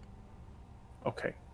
So Stephen the player has a couple of questions. Sure. The Marquis of Ravenreach isn't the Lord of Ravenreach. No, he's not. He's the son of the Lord of Ravenreach. He's the son of the Lord of the Ravenreach. Yes, they did not travel with the Queen to Twilight Sure. Hill. Okay, they were not Okay. part of the Queen's entourage. Sure, they must have met them. But what I'm saying is, so given that Michael is nobility, what would Michael know of the Marquis, and does he have any? I mean, I assume they would have met in court a couple of times, not necessarily for long periods of time. But what's Michael's impression of the Marquis? A good, positive one, negative one? Yes, positive one. So here's the idea about the Marquis that generally floats around Ravenreach is that so the Duke of Ravenreach became very reclusive after his wife died during childbirth, right? The Marquis was his son was raised in seclusion, but has since his age of kind of adulthood, he has become the face of Ravenreach, interacting with the other courts on behalf of Ravenreach. And there's an overall positive, like, oh, he's going to bring us out of this dark time that we've led to as the Duke has kind of secluded himself. He's the hope of the city, right? Got it. So yeah, there's a very positive thought about him. So yeah, he doesn't spend a lot of time in Ravenreach. He mostly spends his time going to the other courts in a ambassadorial capacity. And then this person is like staff to this person, as it were. Apparently, at this time, yes. In this case, okay. I would have met the Marquis myself at some functions, or I'm so sure at some point you may have, in very brief passing, right? Sure. You're a minor nobility, so you probably have just met him in like a, this is the Marquis, this is so and so, and shook hands and that's it, right? But he would have known about the death of all my family, basically, given the political repercussions. Yes, he would have heard of that. Yes, right. Okay. I will smile to Mr. Colebrook and say, Mr. Colebrook, I think we have several items of business. Would you be able to send a note, not to this direct person, but a note to the Marquis himself, explaining that the Imperial Bank has a guest that they would like to meet with the Marquis? I could. I'm not sure how well received that would be. Generally royal families are quite protective of themselves, and if I didn't, I don't know that I could arrange any kind of meeting on your behalf. I could try. I'm not sure. Without even organizing a meeting, would you be able to ensure delivery of a letter to the Marquis? Does the bank have enough influence to be able to get a letter that I write into the Marquis's hands, and for him and for his alone? I could make my best efforts. Yes. Very well. I will have the letter written to you and sent to the bank by the end of the day.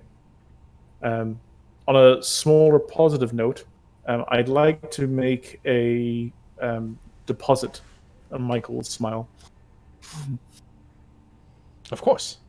I mean, that is what we do here. I would be happy to do such a thing for you. And then Michael would basically hand him 400 of the gold that he has. And please put this on deposit for me. I have every expectation that this will grow. And he'll smile at Mr. Colebrook. He smiles and says, "But of course." Can I just create a piece in my character sheet just says on deposit bank and Yeah. show the 400? Okay. That's fine. And then I'll say, as to the letter that you sent to me earlier, I'd like to discuss what happened and why I sent that letter. There is a small town called Nearmore. Have you heard of it? I've not. Before I joined the group of colleagues that I am currently associated with, they told me a story of how their party went into this town, and basically it was a cult, and the cult was, after that, was wiped out. This small village is, from what I know, and I can only tell you from secondhand evidence, is relying completely empty with none of the citizens alive. That is to say that if none of the citizens are alive, that would free real estate, which I'm sure that the bank is always willing to invest in. In what way are you looking for the bank to invest? If it's sitting in an empty town, what keeps a group of travelers from squatting upon the town and making it their own and laying claim to it? You say everyone there is dead, which means that no one holds any deed or title to the houses anymore because they're dead. Well, if you had a representative who was willing to do that for you and a business partner, and he smiles his favorite Michael smile, I'm sure that myself and several associates of mine could, how can we say this, could put the village to good use. Are you asking the bank to finance reconstruction of this village? I am asking the bank to consider it. Would the bank be willing to send a messenger or an emissary to check these details and to go to Nearmore itself and to confirm that there is nobody living there? And if that is the case, then maybe we could have a discussion later on about how we could have a successful business. I believe this can be done, yes. I will send a runner to check the status of said town, and if it is as empty as you say it is, and you have those folk who are willing to abide there and set up business there, the bank might be willing to invest in such a business venture. I smile. And I kind of give him a nod of the head to a fruitful business relationship. He nods and agrees. In that end, you said you would make yourself available if the bank needed any kind of any further work in regards to the one similar to the loan recovery that you had performed earlier. Is that not correct? Indeed. How can I help? There is a bar on the less savory side of town. It's a small bar, but they were performing a similar function to what you have performed, but on a less savory level of sorts, and I regret to say that we needed a bit of we needed to lower ourselves to those types of business dealings at times. I'm sure you understand that at times it is easier to send one of that stature to another of that stature, if that makes sense. Michael gives him a understanding smile. The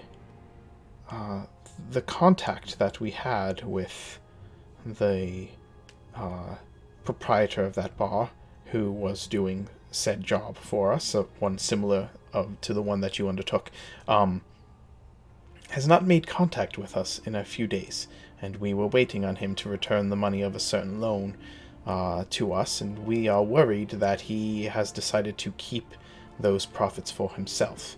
I was wondering if you would be willing to look in on it. Although I do not know if you could handle such a thing on your own, as the owner of this bar employed a number of ruffians who helped him in his work. How much is owed? They approached a rather underhanded business partner that they had, who owed a large sum of legitimate business funds to the bank. It was somewhere in the realm of 5,000 gold that they owed the bank, which is why we have the feeling that they may have taken. If they had collected those funds, they may have taken it for themselves and run off. We just need to see if that's true, and if they are still there, find out what happened and where the bank's money is. If the funds no longer exist because they were used by this gang, how does the bank want me to proceed? You made arrangements to have the funds repaid previously. If you can make arrangements to have the funds repaid this time, it would be good for the bank. If not, I think perhaps that the Imperial Bank needs to leave a message for those who would take such funds from us. And Or, Michael was. Go ahead. If that is unsavory, which I believe it is, and it is unsavory for the bank, perhaps simply finding a way to make their illegal activity understood by the city guard without getting the bank involved would be very good. I'm sure I'll think of something. And Michael will give a small bow, and he will say, "I will have that letter to you." In fact, I'll just take a piece of. I'll ask him if I can borrow a piece of paper now. Sure. And he'll just write a very, very simple note to the Marquis. Your lordship, it is Baron Michael Shadowbrook. I am ever the servant of Ravenreach. It has been some while since we have spoke. I know that you knew my family.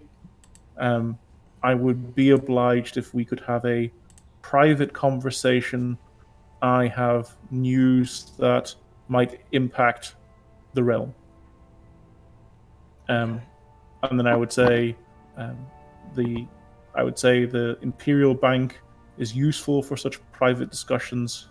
But if you could, I would be much grateful that if we could come alone, and I would be happy to divulge this threat to you personally. I would sign it, Baron Michael Shadowbrook, and hand the letter over to Mr. Colebrook.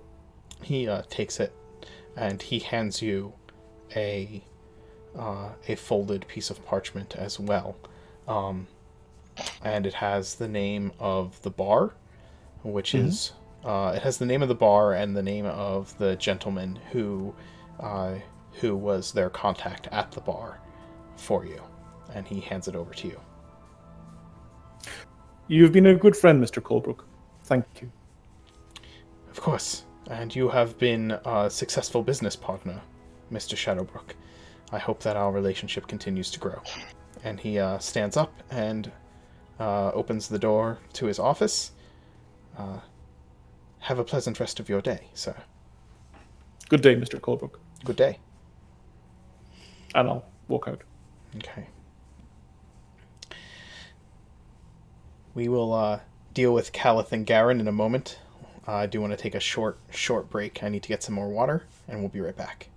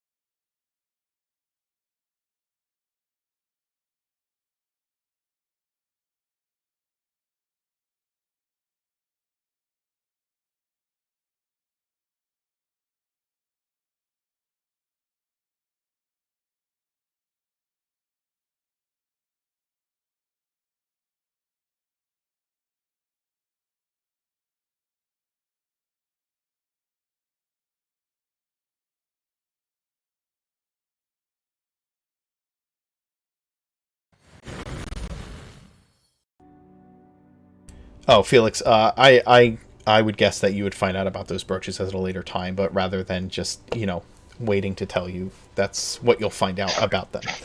All right. In any event, Calith and Garen, you arrive at the bullpen, and rather than going to the training room, you go directly to that side door that leads up to the pen, or leads down into the pen's true nature down below.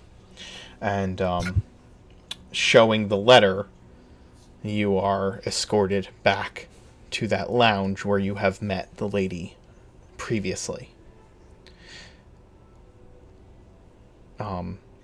You're left there for quite a while, probably half an hour or 45 minutes or so, just kind of sitting and waiting. There is a bartender, and the half ogre guards still stand at the doors, but you are left for a while. Gonna awkwardly sit on the stool again. Nobody else is in there. No, it's just the two of you Besides and the the bartender? bartender. Yep. Okay, yeah, I'll just sit at a table by Garen. All right. After about 45 minutes of you two sitting in awkward silence, the door opens by one of the ogre guards, and the lady enters the room. She expects the same reception as she walks in. And I'm assuming she receives the awkward attempts by Calith to be formal and the absolute non-attempt by Garen. She's going to receive this time. Garen is going to awkwardly and as stiffly as he can get down and try to kiss her ring very awkwardly, but he also doesn't have lips. So it's more bumping his face into her hand Nice. and then awkwardly getting back up and standing and then sitting on the stool again. She smiles and says, "You are learning." Garen's gonna nod. The lady sits down on a stool at the bar and says, "I am glad that the two of you came on your own. I think that the two of you are the type of people that we seek to employ far more than your companions.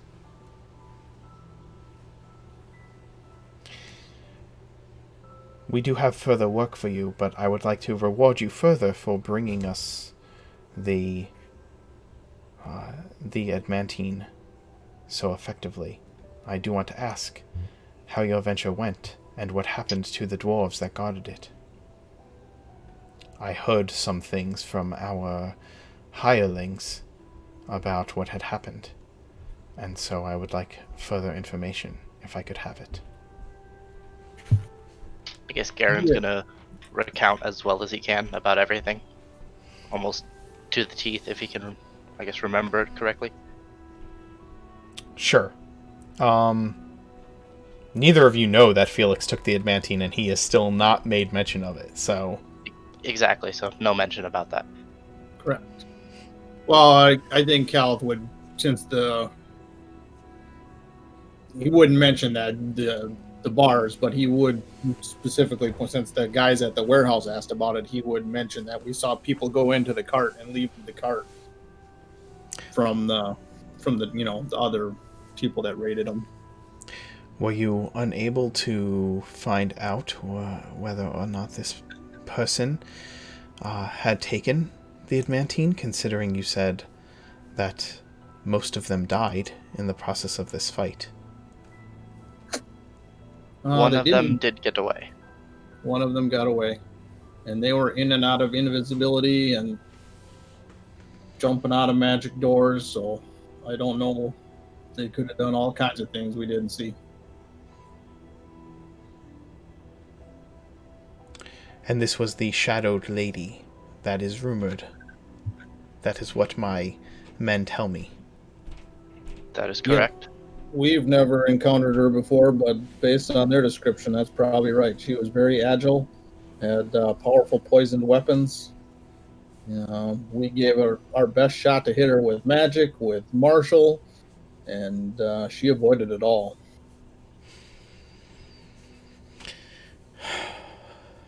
You've done well, and the fact that you have returned alive with the majority of the stock, that proves your invaluability.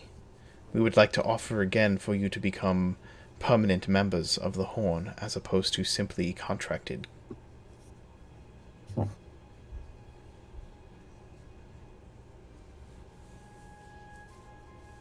I appreciate the offer, but I'm not sure how long we will be staying in Twiland Hill. And I would prefer, I cannot speak for my compatriot, but I would prefer to be contracted on the side whenever you need help. But I would not be able to join you. I'm sorry. She nods. I thought that you might say as much, especially without the presence of your other companions. I have 2 more offers for you. The first is more of a mutual courtesy that I think you will find to be quite appealing. She pulls out a business card. It is stark white and has an address stamped into it with no printing or lettering or gilding. The address is simply an impression that if you kind of bend this stark white business card, you can see the address in shadow and light. That is the address of our personal curator of magical goods. We would like you to deliver the adamantine to them. If you do, you may have access to their stock, and as such purchase items of a very rare and powerful nature. As a thank you for facing such a dreaded opponent and still managing to complete the job. If you are willing to transport such goods to this person. Secondly... Oh, sorry. No. Go ahead, ask your question. Is the transport within town? It is. Only a few blocks. Mostly, it just kills 2 birds with 1 stone. You get access to our curator for this brief moment, which I believe is beneficial to you, and since you are already going to be going there, you can transport the adamantine on our behalf. That is doable, I believe. The second Absolutely. is... She nods. The second is that there is a small thieves guild in town who has asked help in the area of protection. We would like to outsource this job, and we were wondering if you and your friends would be willing to do such a thing this evening for us. It is a small job for a short time. What is the protection for?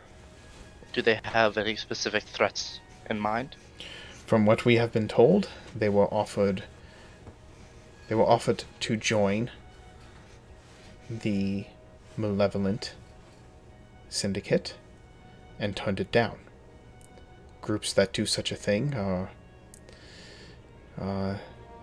they fear that there will be repercussions for this, and so they have asked if they could hire some people to protect them. Shore up their own ranks.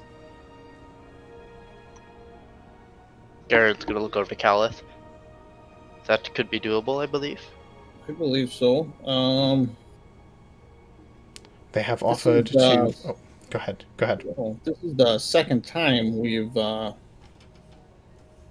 heard some bad things about the malevolent. If we took this job, and is there anything you can tell us about them that would help us in the protection detail? They are secretive. They seem to be buying up real estate in the figurative sense when it comes to territory that certain groups have an interest in the city. It has caused waves to spread. They're new to town, I take it? Not new, but suddenly much more ambitious. Are they involved with this lady that attacked us at the caravan? There are rumors that she is an independent contractor, much like yourselves, but there are also rumors that she does work for the Malevolent Syndicate. Do you know anything about her if we encounter her again? That could help us. We know that when she shows up, people end up dead. That I believe. I can attest for that. The organization that has asked for our protection has offered up 5,000 gold, of which you will receive half. I believe that could be doable. What out of character, what time is it about in the day? Probably afternoonish. Okay. I believe that is doable. I would have to speak with my fellow compatriots, but I know I could help tonight. The job would be from the time that the bar opens around sunset until the morning. I gotta look over to Calith. What do you say? I think that's something we could handle. Well, we then... Which bar? The name of the bar is The Deck. It is on the Shadeside part of town. The organization is the Royals. We would be. Oh, excuse me. I didn't mean to interrupt. No. Would my we fault. be guarding the entire bar or just individuals inside the bar? I do believe that your presence in the bar is hopefully going to be a deterrent if there's any kind of disruption that happens in the place, or any kind of significant threats on the lives of the proprietor and his employees. Though should you choose to protect the visitors to the bar, I'm sure that that would be favorable to them as well.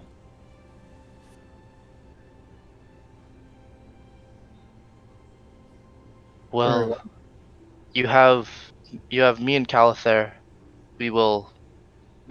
I know we can show up and do that. I will speak with my compatriots and see if they can join us. Excellent.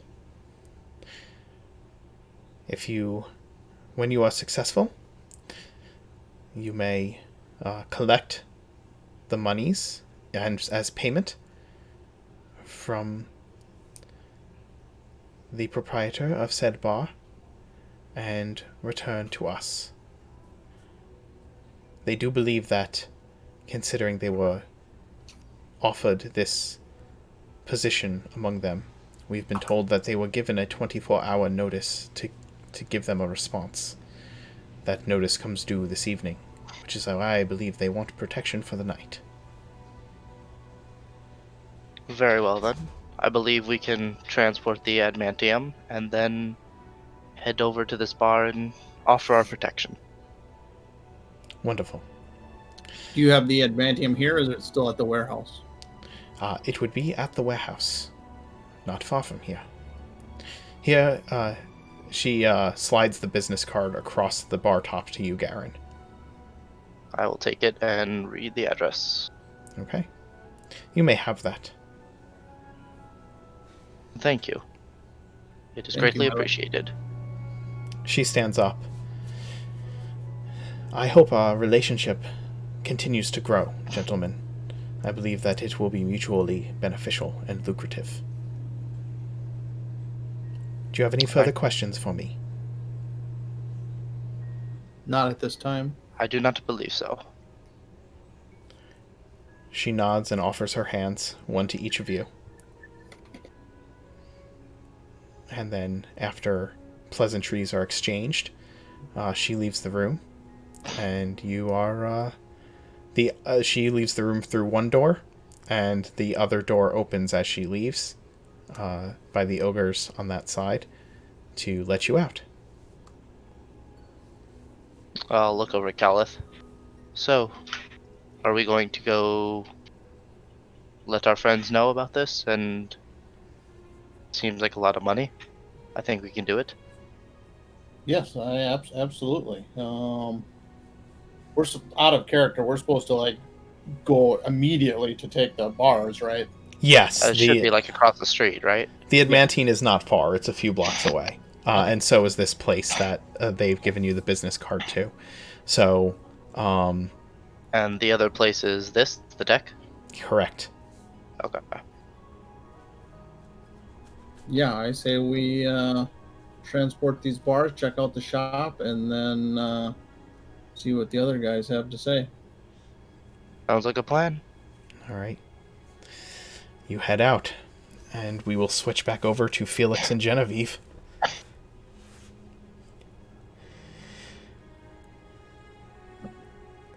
Felix, the advisors have been asking you questions about the names of the other adventurers in the adventuring party, where exactly they said they saw these things, like as they're grilling you for specific details. Especially the priestess seems to be asking very specific questions about the influence that this supposed demon queen has had over the area, trying to get as many specifics from you as possible. Yeah, she would be freaked by that. Yes. Do you know if there has been any effects specifically upon the swamp? Out of character question real quick about that. Are we supposed to know about the effects of the swamp? The rot? I don't know. I think that the other members of the other party would have told you about what's happened. Okay, specifically, I think you and Luna had several conversations. Nor had implied that Luna and Felix had a few conversations over that time. Okay. Yeah, it seems to be starting. As weird as it sounds, the swamp itself seems to be starting to rot, I suppose? That is what I am afraid of. Not really something that can be described very well.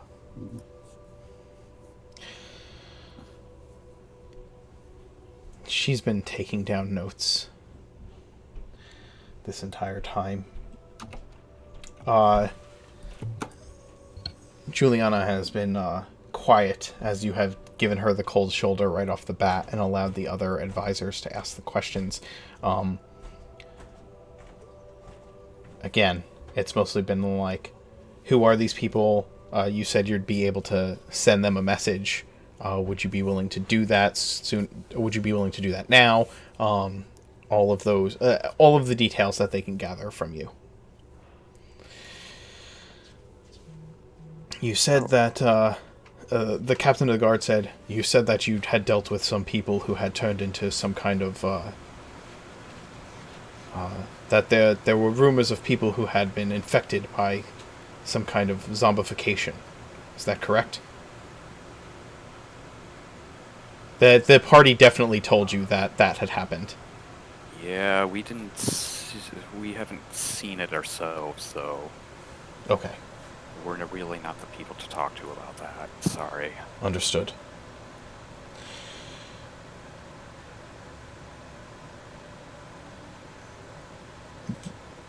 Juliana,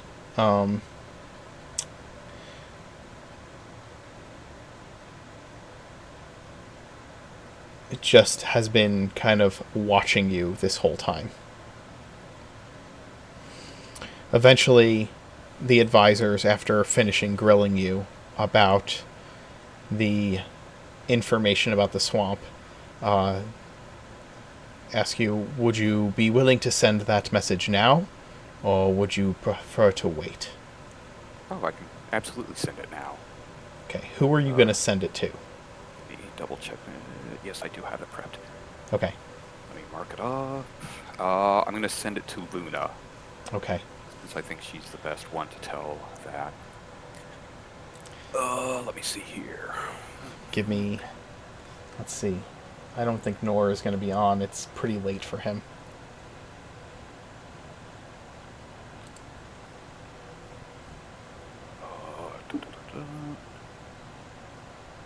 Should I just put that into Discord as well? Yeah, just tell me what you're saying and put it right in Discord. This way I can copy and paste it in a message to Nor. Okay. Dun, dun, dun, dun. The... Actually, Jen, will you type this down? I gotta think of how to put this. Yeah, I'll put it in general chat. All right.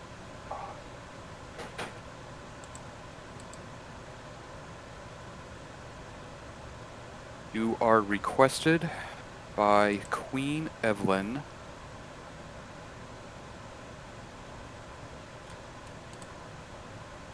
to come to Castle Greybill as soon as possible.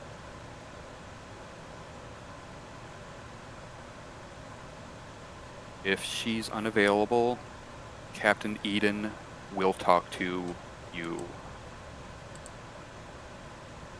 That's 24. Okay. Go ahead and pass that to me, and I'll pass it on to Nor. And Egan. Yes.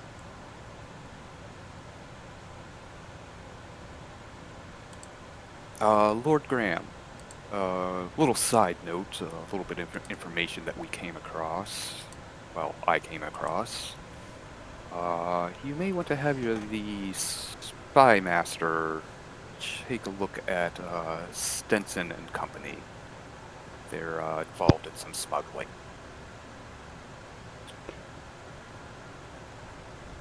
I'll take note of that. Thank you. He writes it down.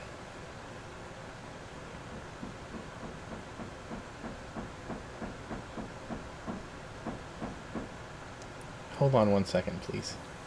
Mhm. I gotta check something that just... Hold on. I'll be right back.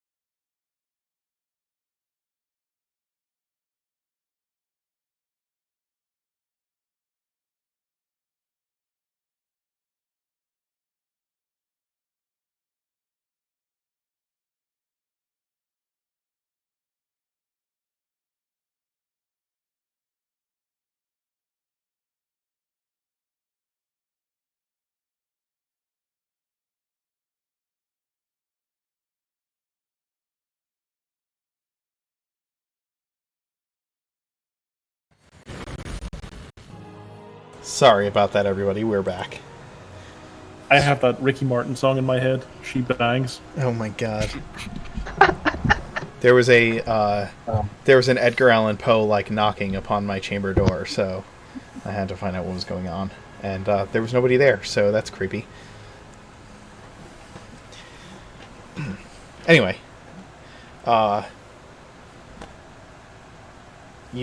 did you send that to me? Yeah, it's in general chat. They're in general chat, but I can. Okay, that's fine. Cool. I tagged him. Yeah, you did. That's fine. That's good enough. He'll see it. Excellent. All right. Once again, we cross the streams.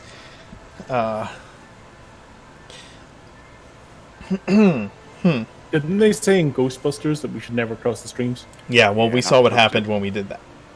Yeah. It's fun. You...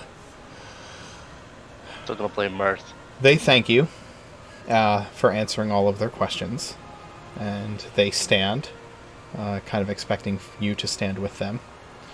And Juliana says, Master Felix, you said that we would speak later.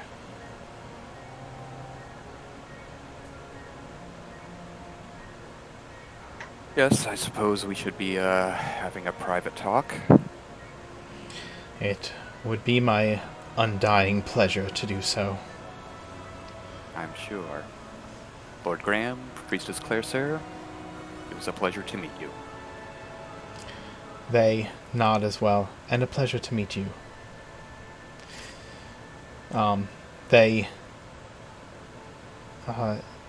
Shall we use the parlor, or would you like to go elsewhere?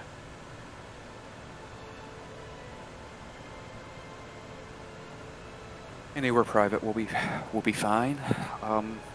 Genevieve, can you give us a few minutes? Of course. Me to wait for you? Try the wine, it's really good. Come, we can speak on the balcony, Felix. Alright. I'll go wait in the waiting room. She leads you out to the balcony. She looks at your finery and looks you up and down and says, "You've done well for yourself, it seems." Things have taken a turn for the better. Good for you. What the fuck are you doing in the court?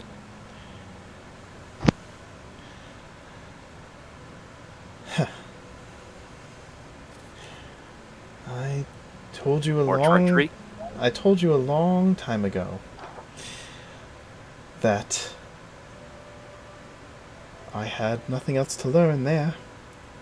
But there are many Yes. secrets to learn here. Tell me, Felix, have you heard of Mythfont?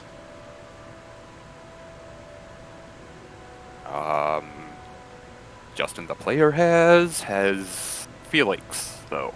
Give me a history roll.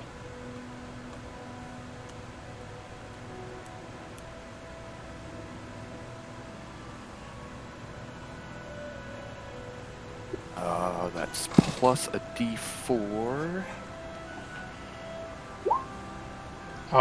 Yes. It is the mythological sanctum of Merwin that is supposedly lost to time and guarded by many magical wards. I've heard of it.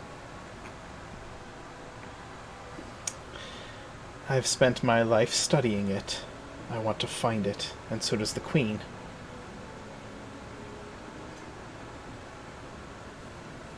Plundering more secrets.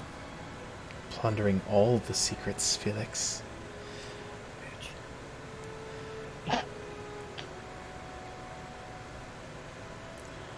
All of the things that we ever spoke about learning and knowing and doing, they're all locked away there in one place. It's cute you think that. Her agents have found one of the wards and opened it. They've been there.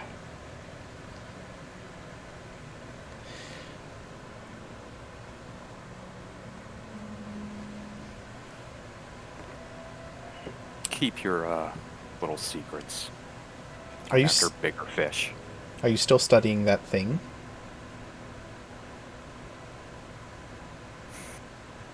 Your thesis? It's changed a bit. A lot, actually. Do you know what the Codex Mortem is?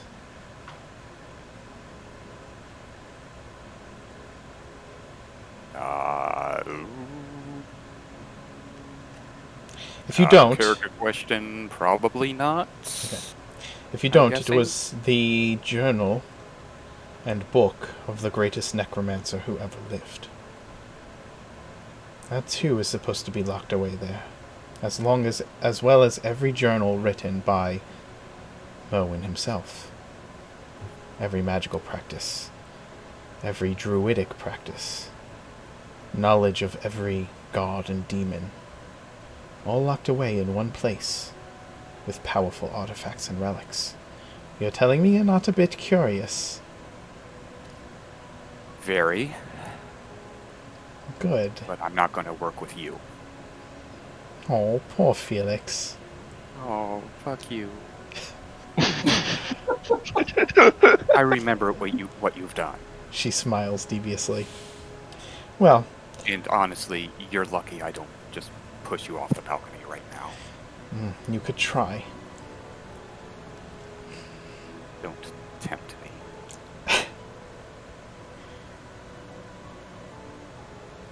Felix, Juliana.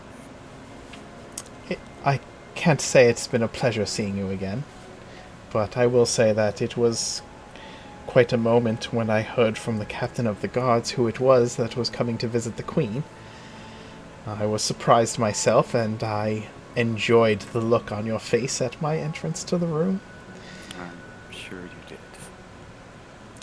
I'm glad Just I keep could in mind, keep you're in mind not the what? only one that can ferret out secrets. I've already found some good ones in this town. Interesting.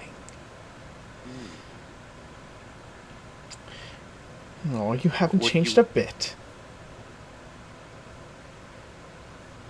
Still I might be falling able- head over heels for the women of knowledge? Is that Genevieve you have with you, your new flame? Oh, no. That's long, long gone. I don't bother with that anymore. Jen, she's a friend, but she's ignorant of the greater mysteries, shall we say. I see. I might be convinced to give up one of the secrets in town, though, or show you where it is, if you have something to trade.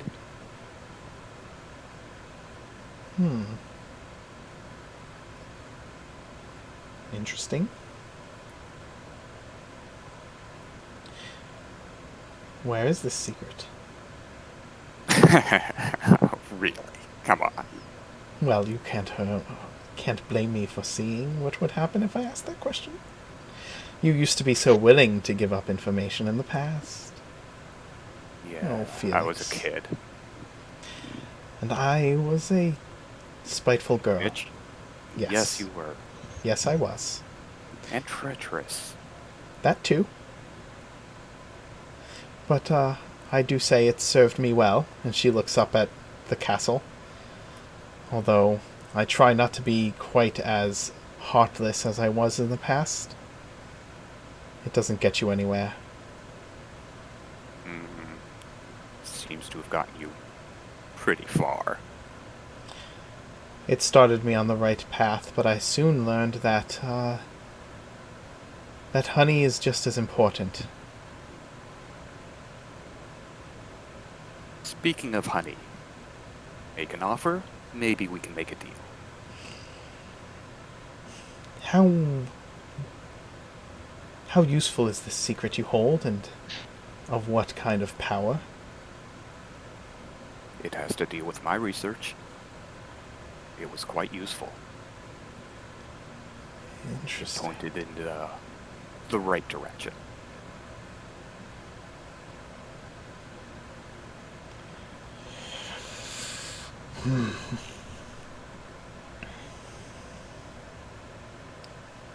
What kind of secrets do you need to know, Felix? I don't know what you've learned in the years. Make me an offer.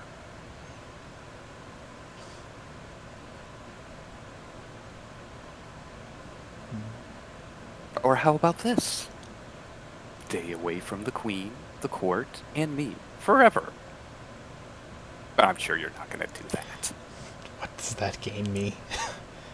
I have access to more knowledge than you would literally die in the presence of the amount of knowledge that I've seen. I have access to the Queen's own library. I have access to what Merwin left behind. Well, it's a good thing I've already died. Interesting. Or close to it. Close enough, at least. What secret to tell? What secret to trade?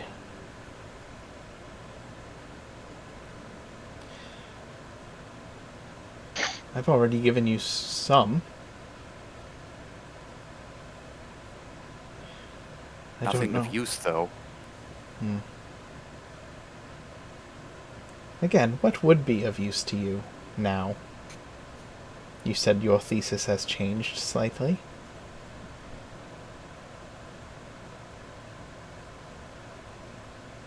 I look back into the room to make sure we're, alone. And I lean into her ear real quick. I still need to hide things. From her. Ah.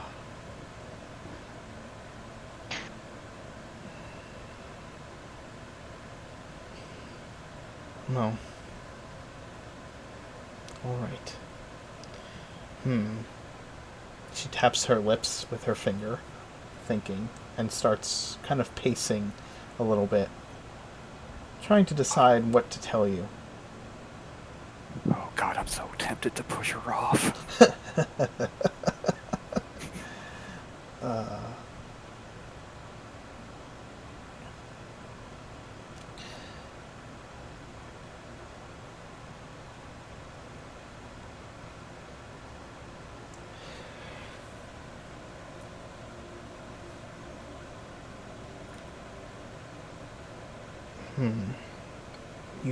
Useful to you.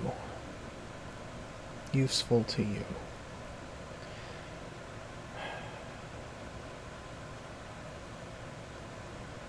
I could...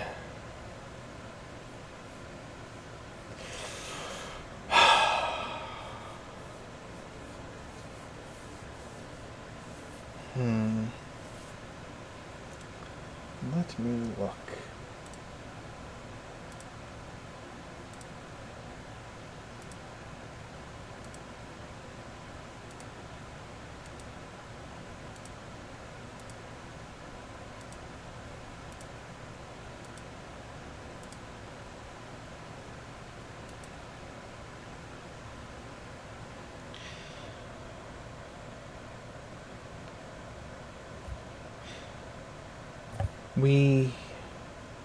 Are you planning to head to Draen anytime soon?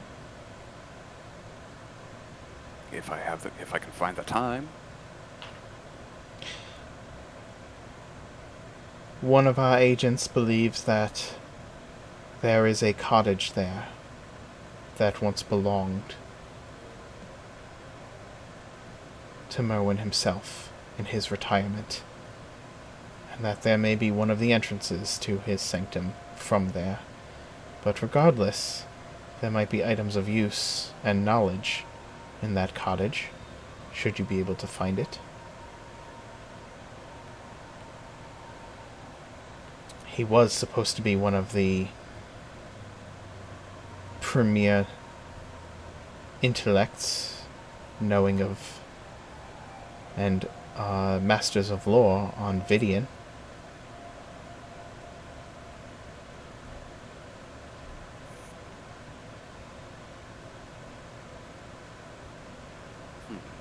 You cannot know, cannot allow any of that information to leave this balcony beyond you and I. Just between us researchers, of course.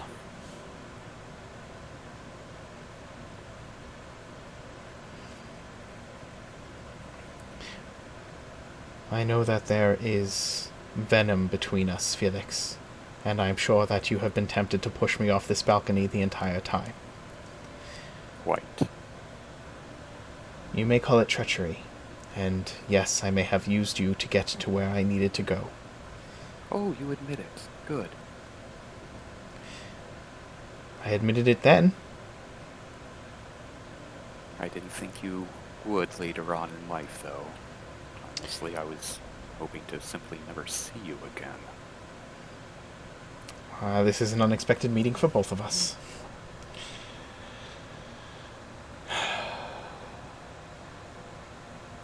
For what it's worth, though I never shared your feelings, I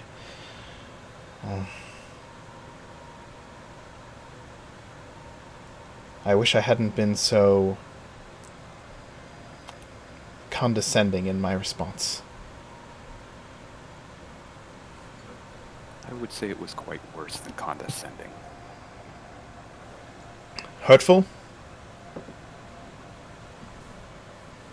Treacherous?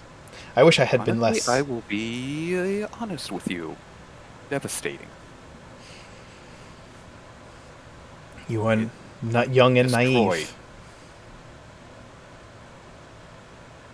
It destroyed my ability to trust women, and I still haven't been able to get over that. She looks out the balcony towards Genevieve. Perhaps you are... The greatest secret I can give you is that that is not true. She saved my life. And you trust her. She saved my life. She deserves a little bit of trust. Not in that way, just as a friend. She shrugs. That's none of my business. No. Well, I'm sure that you're not happy to see me anymore, so you should be off. Oh, wait. Your secret. It's in town.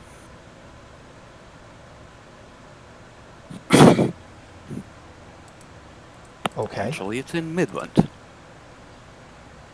In the library. What is it? There is something in the basement. A specter, I suppose you would call it. Maybe a ghost, we're not really sure. But if you go there, tell the librarians that I have informed you of the dangers, and I will about to tell you how to overcome that. They will let you in.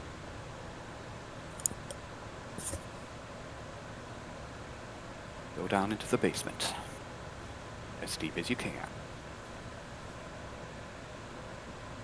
If it does not show itself, say something, talk to it, be loud, let yourself be heard.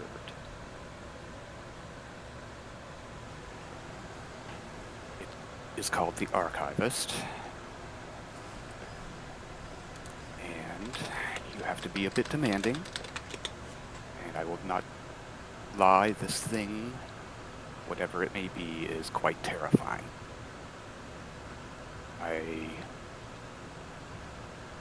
When I first met it, I actually, this is a bit embarrassing. I accidentally found a way to disarm it. I kind of tripped and accidentally hugged it. Completely disarmed the thing. It helped after that. And like I said, once you do that, you will be able to get some answers out of it. I would suggest asking for the dark secrets. It will know what is spoken of. You devious bastard. That's me out of character. Give me a... You're going to have to make a deception roll because you're definitely leading her to the worst possible conclusions. I would like to portent her insight or whatever. Okay. Let's give her a natural 6. All right. And my deception. Where's deception? Somewhere. You should have rolled your deception first before deciding which portent to give her. Yeah. Okay. Just to make sure, I'm going to use my inspiration for the 17. Okay.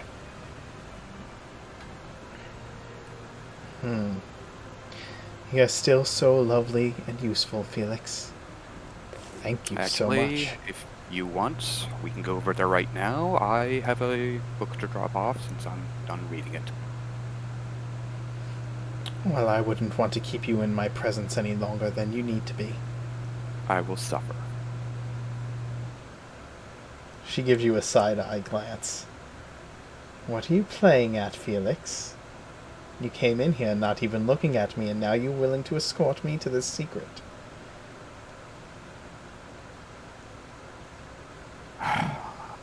Honestly, I'm going over there anyway. There are things that I have to do. I'm sure there are things you have to do. Let's just get our business done with and part ways as soon as possible. All right. All right. I have the time. Let's. I was planning on going over to the Library of Vidian anyway.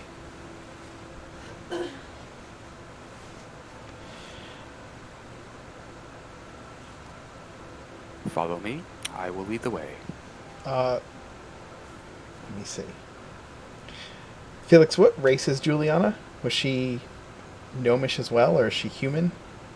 I don't think I ever actually said. You did not. So, dealer's choice. Hmm. Is she a descendant of Scalene? No.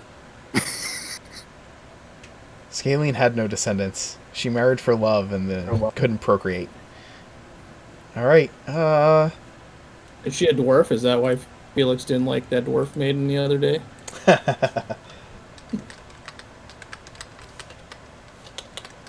All right, here's what I'm going to do. I would say let chat decide, but they are evil. No, they're evil. Don't do that. All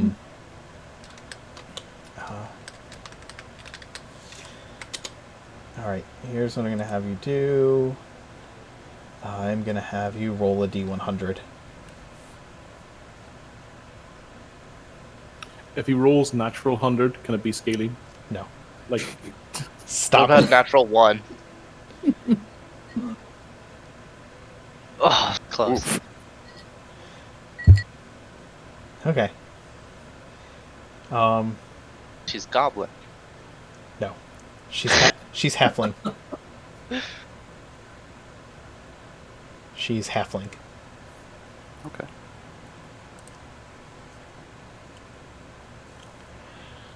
All right. Look, guys, Genevieve? I used a table, okay? Hey, Genevieve, looks like we're done here. Did you enjoy the wine? Yeah, well, as you see an empty bottle sitting next to her. Oh, It jeez. was good. I'll be fine. Okay, good. So I finished it in, like, glasses. Felix, let me ask you this. How, was she similar in age to you? Actually, yes. Okay. We were pretty close. Okay, so Age. you're both in your 50s now. Is that correct? Yeah. Mhm. Okay. All right. You go to the library at the Temple of Vidian. The librarian is pleased to see you as you return the book. Didn't she say you can keep it? Yes, but I told her that I would give it back once I was done. She takes it. Done so soon. Well, I read fast. There are nuances if you'd like to keep it and continue to study it. How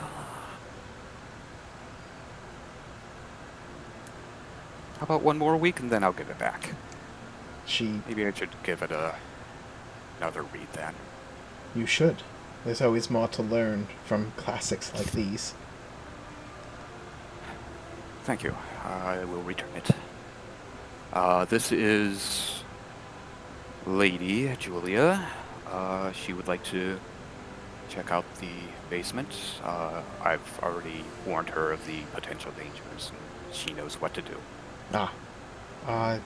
The Guardian has been quite docile since that day.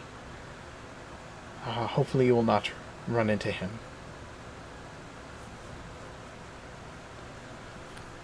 Julia, follow me. I will show you the door. Genevieve, are you going with them? If Felix will let me. Oh yeah, I would assume I would actually prefer Genevieve with me, and just so I don't decide to just do something stupid. Okay, yeah, she'll come. All right. She descends. Juliana descends to the basement. Are you coming?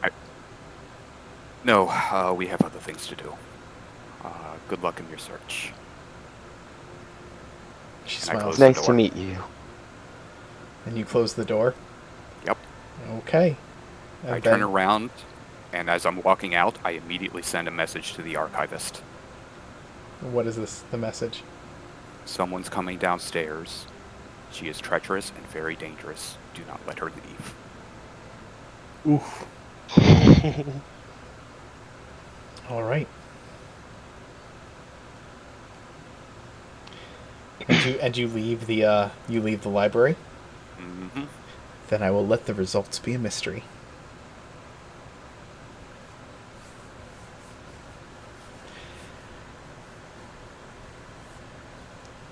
The day's events come to...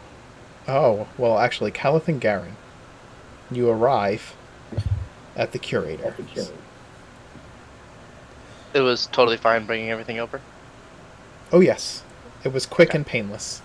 You bring it around to the back of the building, and there is a loading dock of sorts where it begins to get unloaded. And do we have a quick question? Do we have an invoice? For all the yes, how much we have. There is an invoice. There is an invoice. Okay. And that's my question. Okay. And you are, if you flash the business card at the door, you are let in.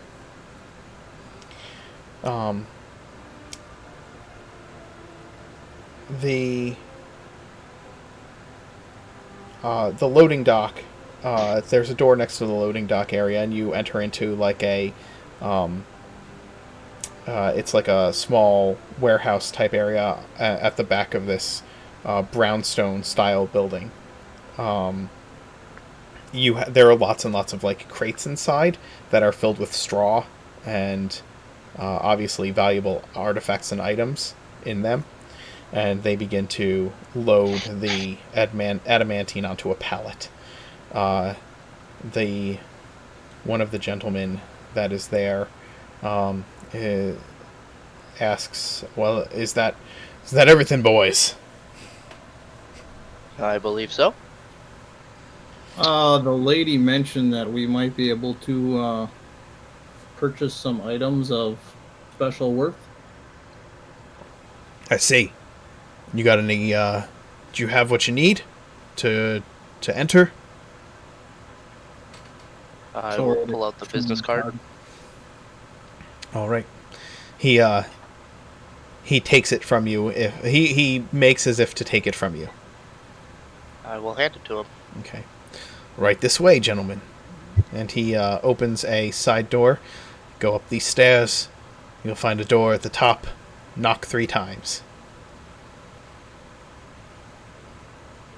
I will look at Caliph after you.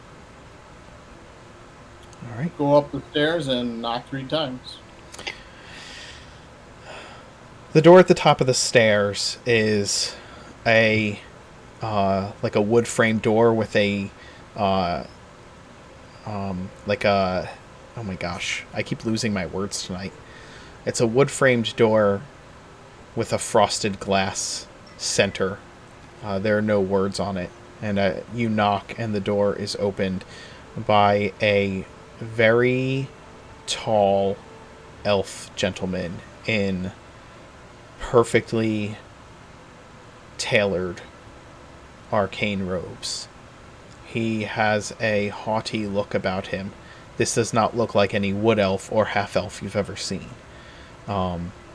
He wears a circlet at the top of his head with a gem in the center of it, and he has several rings on his fingers.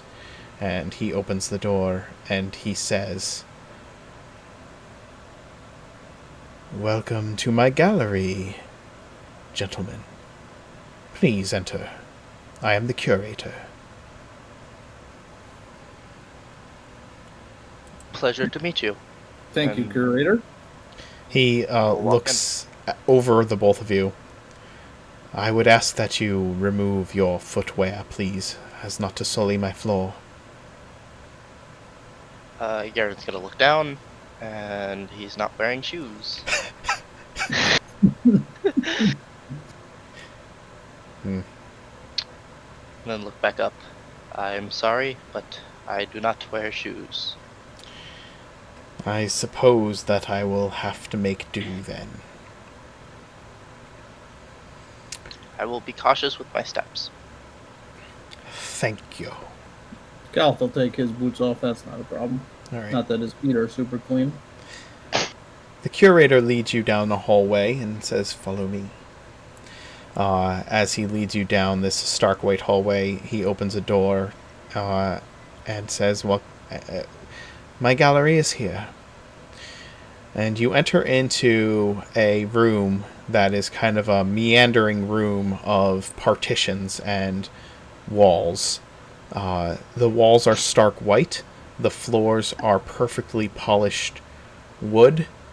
There's not a speck of dust anywhere, and the entire room is brightly lit.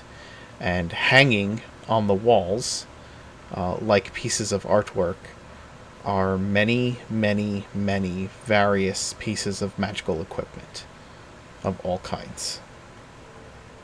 What may I ask, are you looking for in particular?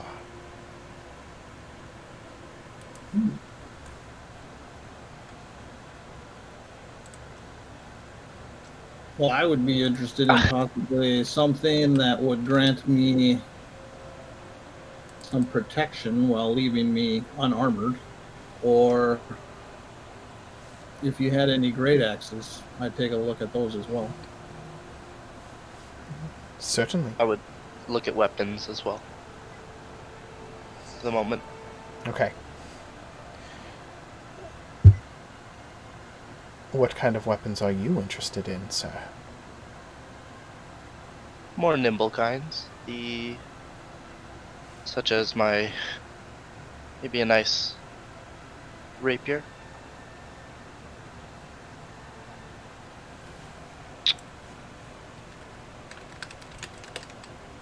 Yeah, I guess rapier at the moment.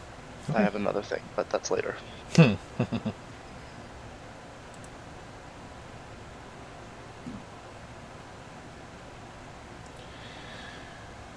All right. He leads you through the halls, and you eventually come to one where there's just rows upon rows of magical weapons hanging upon the walls. He points out a sword, a rapier, and a a rapier, a longsword, a great axe, and says, "These are made by fine artificers. We acquired a number of items of this quality.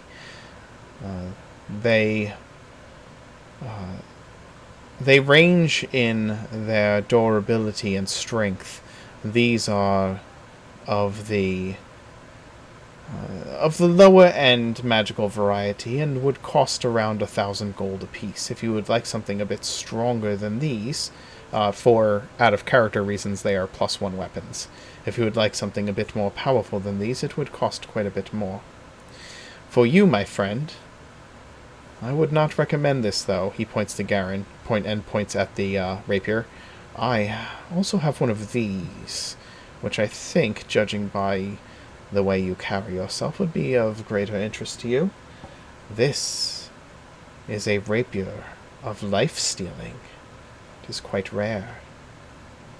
It would be the same price as the other weapon, and though it does not provide the benefits of its make as far as accuracy and skill, it does provide quite a bit of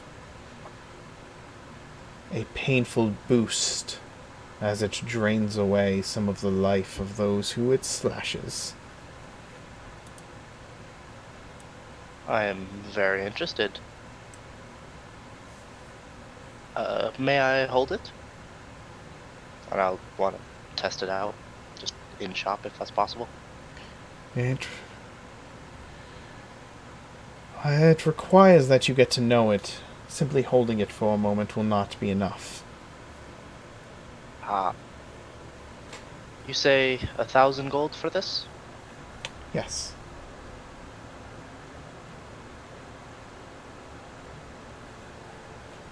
May I return tomorrow morning? Then I will be able to have the funds to pay for that. Ah.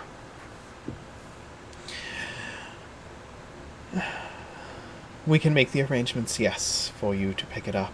Shall I put it on reserve for you? That would be wonderful.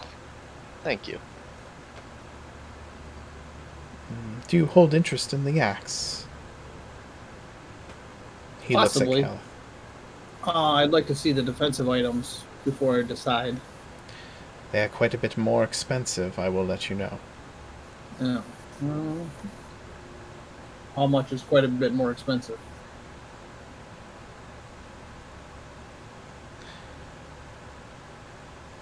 Let's see. A protective item. I'm assuming you do not wish for armor. Correct.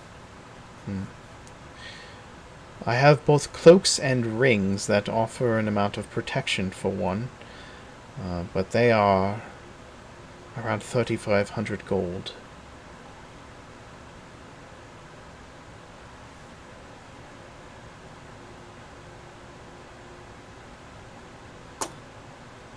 Yeah, that is a little out of my range, I would say. Give me one moment. Let me consider my inventory.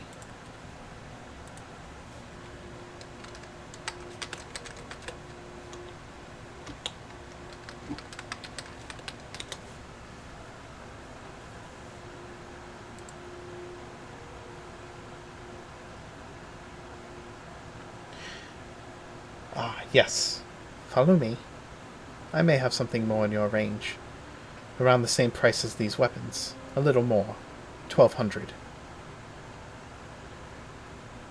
He takes you over to a jewel case, and points to several stones that sit in on like a cushion within it. This one. He pulls out a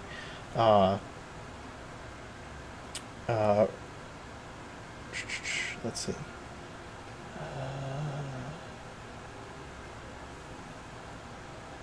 Where is it?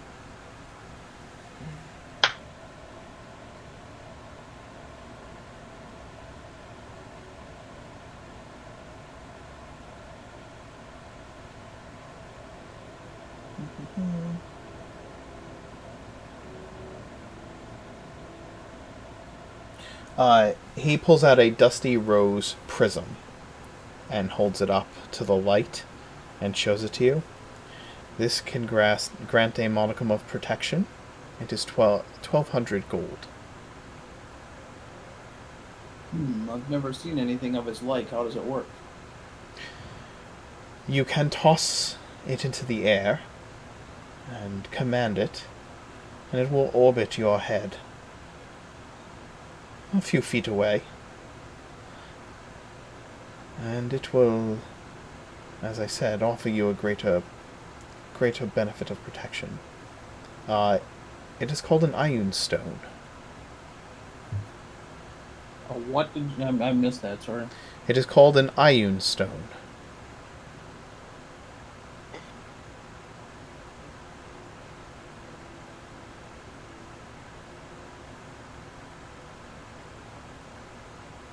You know, that's a little strange for me. I think I'm going to stick with the axe. Understandable. And he puts it back in the case. You seem to be one of a simple nature. I do not mean that as an insult, mind you. Just one who knows exactly what he likes. Calth will laugh and say, I don't disagree. He walks over. Would you also require that we set aside the axe for the morrow? Yes, if you don't mind. Very good, sir. I do have a quick question. What do you have of the illusory type? Such as disguise or invisibility?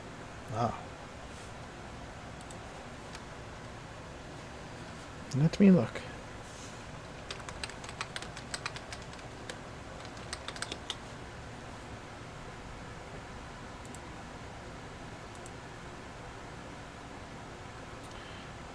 I do not have it here, but I believe that I can place an order for a studded leather armor which can assume the appearance of anything else you wish it to look like. It is glamored. That would cost about 2,000 gold if that's what you're looking for. If you're looking for something that would change your very own appearance completely, he thinks.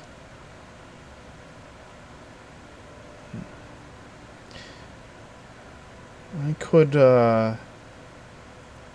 find you a hat of disguise. It would run you about 5,000 gold, but I could find one. If you're looking for something that would help you become invisible, that is another story.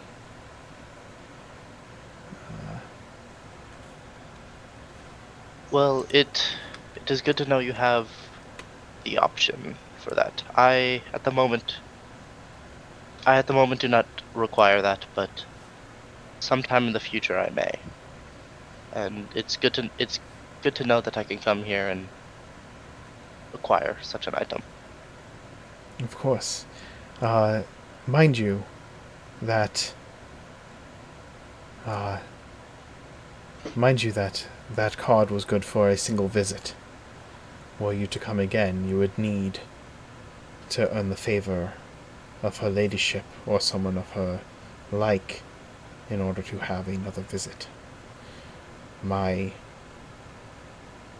sales are very exclusive, you understand.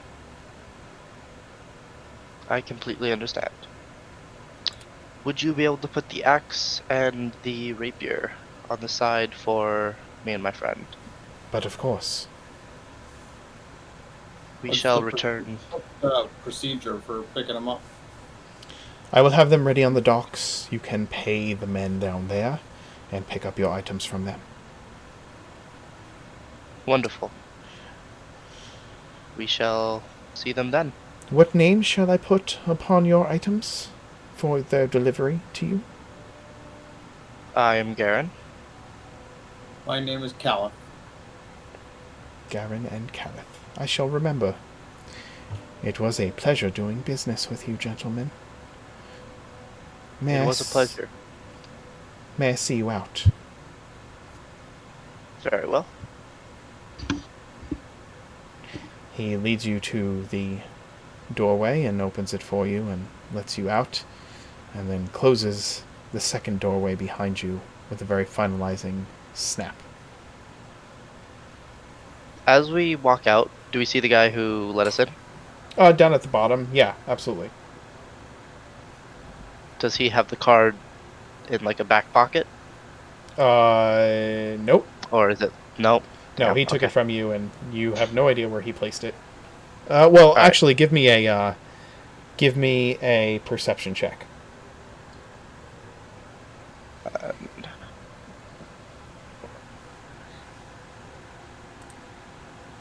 Ooh. Yeah, you saw him put it into an interior coat pocket and then button the coat. When he That's took it not from gonna you. work. Okay. Yeah, when he took it from you, he took it, put it in an interior coat pocket, and buttoned his coat up. All right. I'll look to the man. It was good. It was good to meet you, and I believe we will meet one of you on the morrow and walk out. Yeah, good day.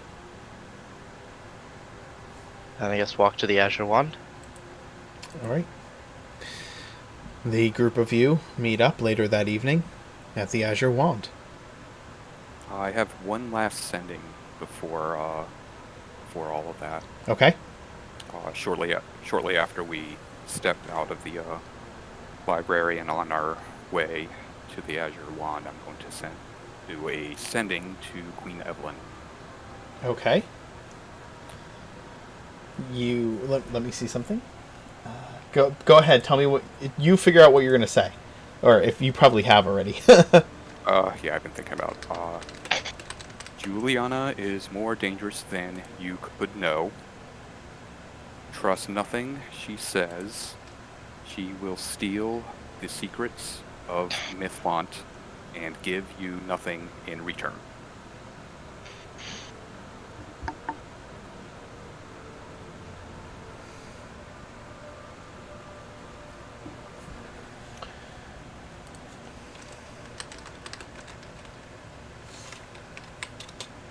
I'm not actually expecting a response.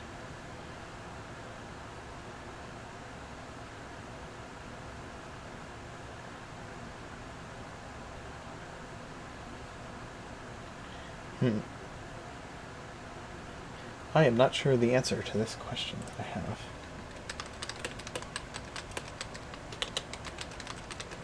I would almost think monarchs would have like some kind of block. I mean, if anyone who's ever met him could send him a sending, you'd think they'd be getting like 50 of them a day. Mm-hmm.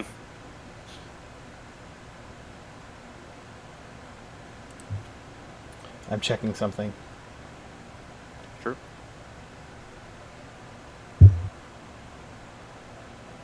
Okay.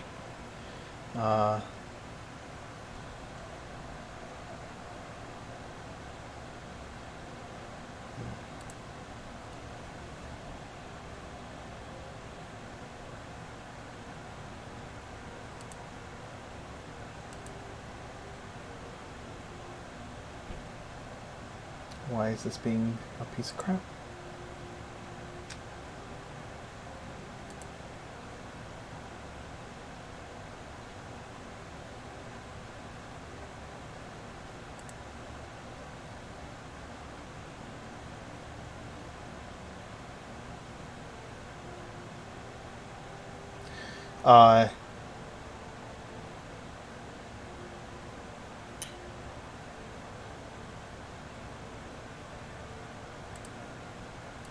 You get the distinct impression that your message does not get through. Okay.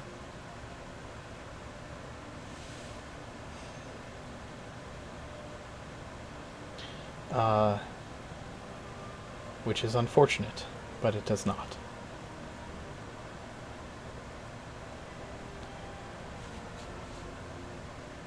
You,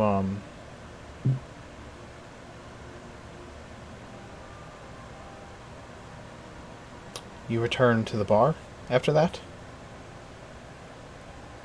Okay.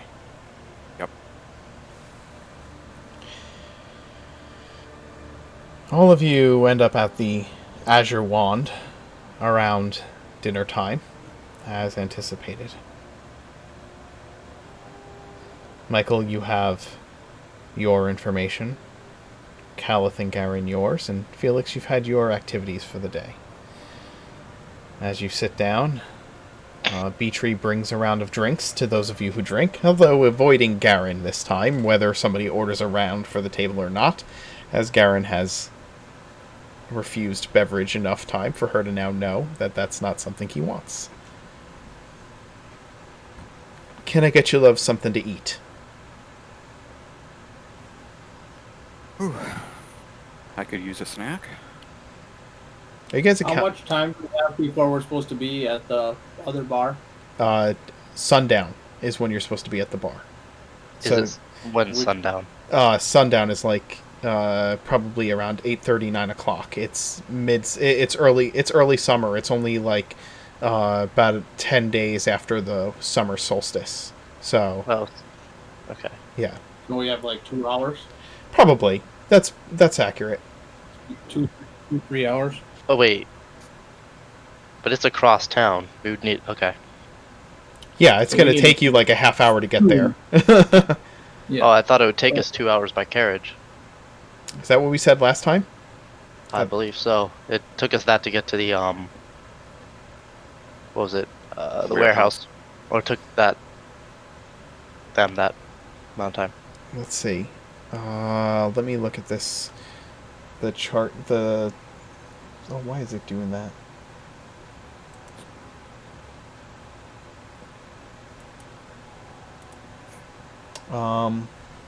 Okay, so it's 5.6 miles across. So it'd probably be about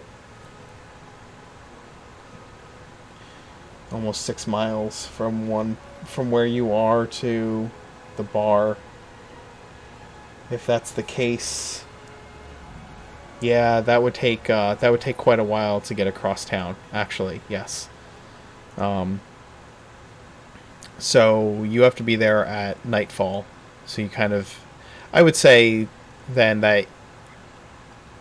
Let's say I don't think everybody's business took all day, right? So would you have met around 5? Sure. Probably. Okay. All right. So if it takes you 2 hours to get there, and you have to be there at nightfall, and nightfall is around 8:30, 9 o'clock, you have about 3.5 hours of time to kill, or 2 hours to get there, of course. Okay. All right then.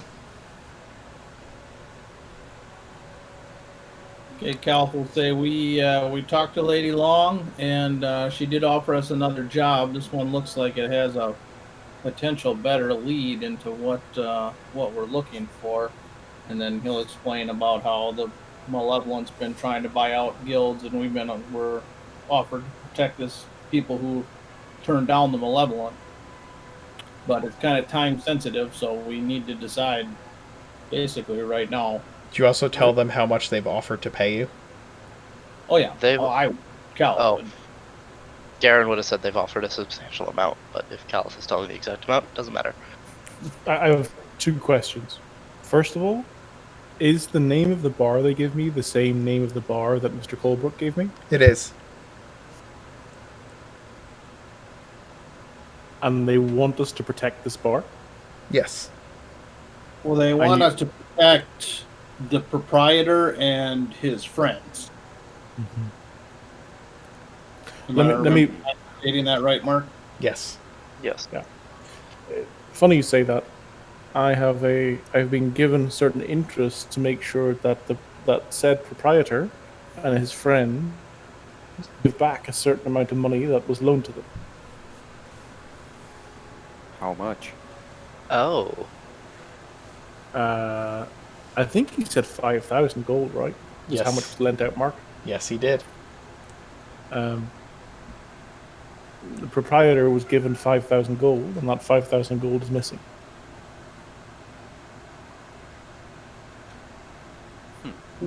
That's interesting because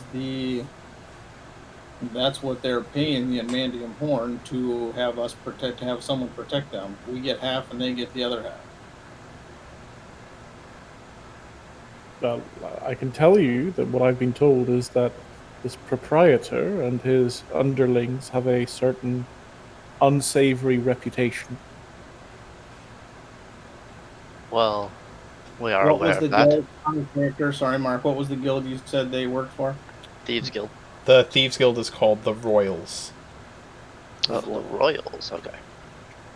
And that was not part of the dossier that we were given. They Way are back on the when by dossier, city yes. card? They are on They the were? dossier. I think. No. Maybe they were not.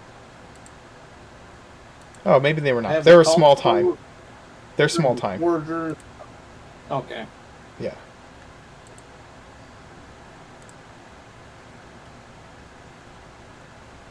So he's trying to play two sides? Who's trying to play two sides? How much Bartender? did Owner? the person you're talking to, Michael, offer you to do that? He didn't offer me a fixed sum, but we have a standing arrangement. I can assume, Mark, like 10% would have been like a Yeah, that probably would be fair. as a fee. Yeah. So, or 20, so somewhere between 500 and 1,000 gold, I'd probably say. Yes, that's fine. That's not much.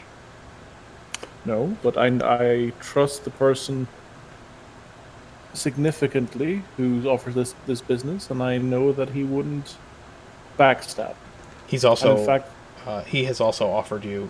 They don't know this, but you know that he's also given you like a primo bit, like interest Mortgage. rate and things Yeah, like sure. that. You know what I mean? yeah, I also know that like if the whole Nearmore thing goes through, he'd be willing to maybe part fund it eventually. Yes. Yeah. So this is what I'll say. This is what I'll say to the group. I have a contact in the bank who's also a distant relative of mine by blood. This person is willing to finance the potential operations of a guild in the future, depending on my involvement with this guild.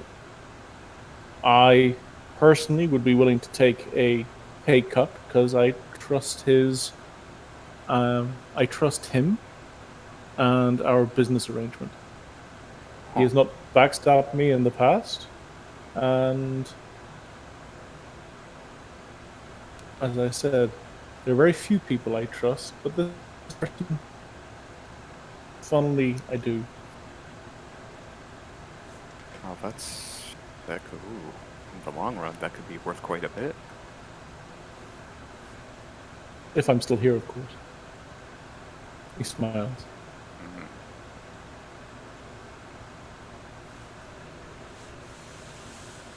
Well, Oh, we do need to.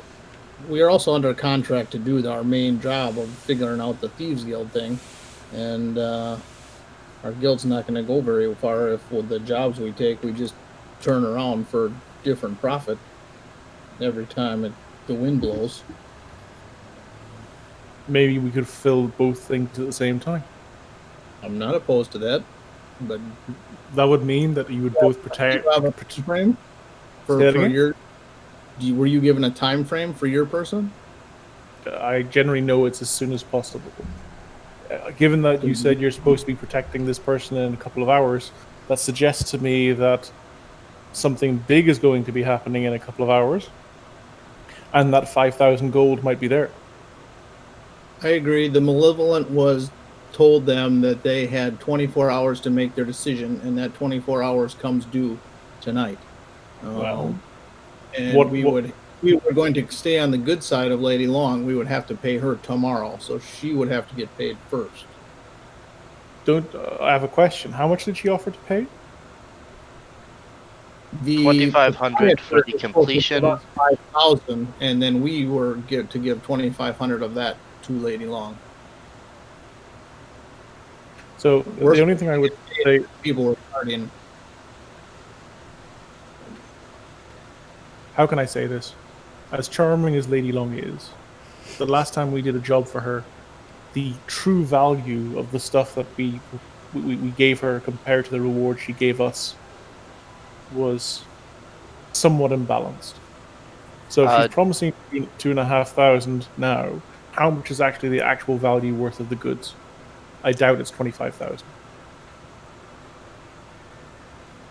2,500, you mean? 2,500. 500, sorry. Do we know how much the adamantium is worth? Or did we What in character? Did we adamantium? find that? I don't know if did any of you check on that at all? I mean, I you guys know did, out and of I character, couldn't right? Tell. You guys I know out believe of I did. character. Yeah. But I don't think in character we did. Yeah, we just know that it was worth a crap ton. Yes, you And know it was we worth also, quite a lot. Yeah, and we also know that she basically paid us 500 gold. So Well, I'm looking at this personally. I'm looking at this less as if we can get 10 from one person and 11 from another person, as trying to further our understanding of the Thieves Guild war situation. I have a question for you, Caliph. If you were a business person and somebody offered you a small value of what something was worth, do you think they would respect you?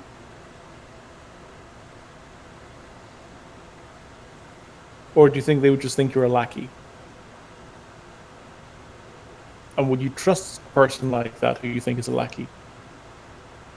You're talking like I'm trying to get into a long-term business situation with this person. We're working for the city. If someone gave me a job, I'm going to do the job. And our job right now is to figure out the guild, undercity rebellion situation. Well, that's our job. I'm less worried about the other stuff. How much are we getting paid for this job? If all five At of this us are point, to it go, doesn't matter. We've already just do it. Caliph and I are going. If you want to join us, you can. But I have a proposal that could work out for the both of us. Go ahead. We go tonight, and we protect the bar. And we do the job, and we get paid. After we get paid, you can go back and collect your money however you may. May that be a loan or consistent debt from them. My worry is, though, that 5,000 gold will disappear by the end of the night.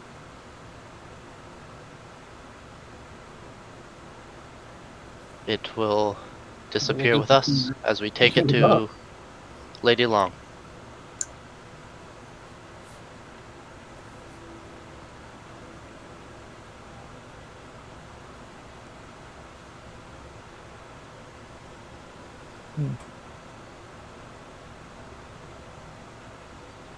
Stephen, the player, is thinking.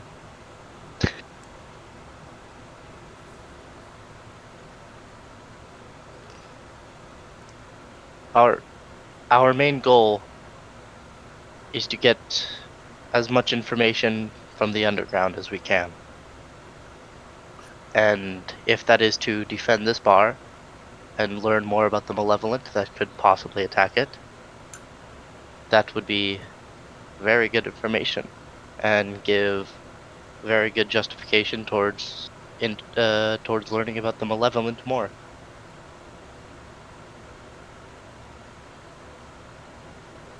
I agree not to stop the...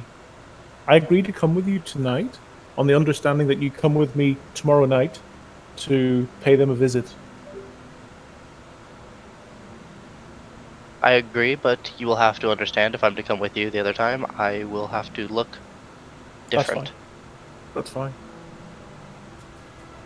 Very well then. Are we all agreed? Is anyone else going to join us? Gesturing to Genevieve and Felix. I thought my mic was on earlier, but as I was trying to talk and included in the conversation, I'm like, oh, my mic's not working. But yeah, during the moment when Michael was thinking, Genevieve would have said that I would come with Garen and Callus to help you guys. You would need to give me a few. I'm still in this dress and these jewels. I'm not in fighting shape, so if you give me a few.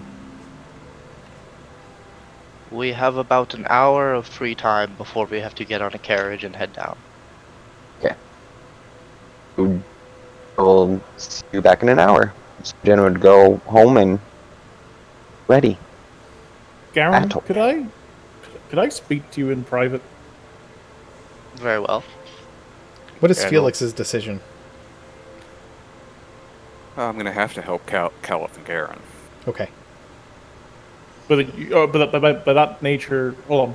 But you're not agreeing to help Michael the next day. Were you saying what that to everyone exactly- or just me? Well, what exactly are you gonna do the next day? Try to get the money that's owed, and if they don't get the money that's owed, payback. Yeah, you might be able to talk me into that too. I mean, I really just want to get this whole thing done. Very well. If we can't get the money, then, payback could be fun. But we have to do the job tonight because we need any ends we can with Lady Long that we can get. And under the assumption that these people that are going to do whatever they're going to do tonight are part of the malevolent, maybe we should try to keep one of them alive for questioning. I'd agree with that. If something happens. So just something to keep in mind. Okay, but if that person wants for questioning and is a threat, I'm not a big fan of keeping threats behind us. We can disarm them and make sure they're not a threat, and if they end up being a threat, we can deal with it properly. Okay. The only thing I'm saying is the kind of spells that I use, they're not exactly, how can I say this? You can't exactly use them to not kill someone. As long as you don't set the bar on fire. Until after. You have to. And if we can cure. You have to defend yourself. We have to defend we have to do our job, which is defending the bartender, the patron, and his friends. But if after we're done, one of them is still alive, let's just not go around and let's do what you got to do. But if the opportunity arises, let's keep one for question. Need to bring someone to my father. We'll go speak with your father tomorrow morning after we finish the mission. Yeah. Well, Genevieve said. Go ahead. If we're able to capture someone, that would be official for the city guard. And just quietly hand him over to your dad. That's actually not a bad idea. Yeah, as long as we can make sure we don't get seen doing that, that's a good idea. Great idea. Oh, If we can capture one and hand him over, that sounds like a plan.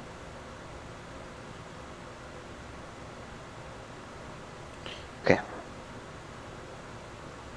I assume we've had a long rest a short rest by now.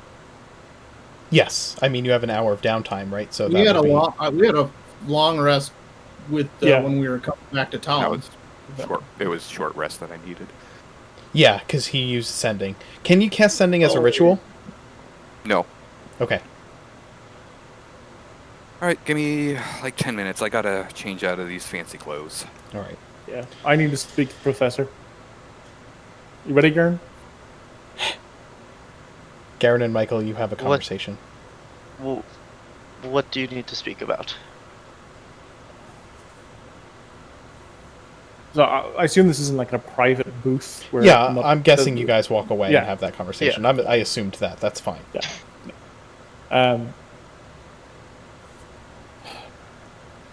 Do you remember a few days ago I got drunk and I told you a little bit about my family? Yes.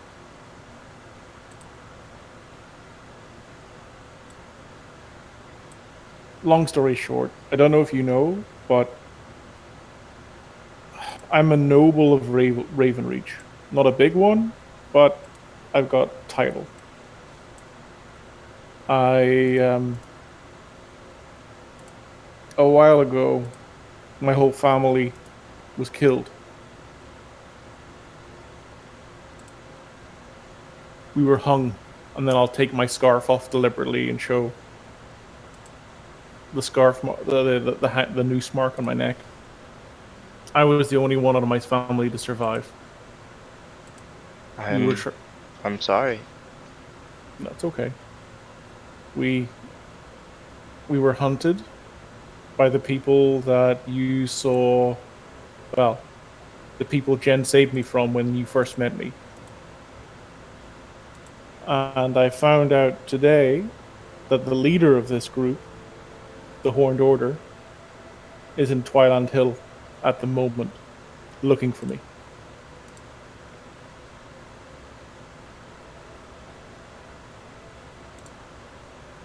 If at some point I'm not where you think I should be, I just want you to know it's not because I'm leaving the party. I don't want to leave the party, but if this situation comes up, I need to get that guy.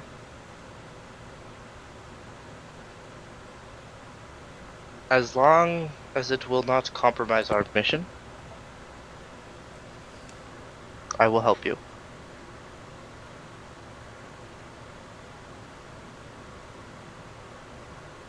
I'll give him like a squeeze in the shoulder and say, "Thanks, Doc." I'll do the same. You're welcome. And go sit back down and join everyone else.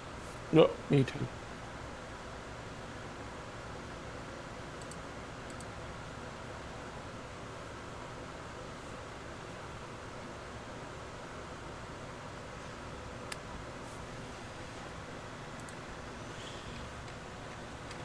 Felix, you get a response that says, Damn it.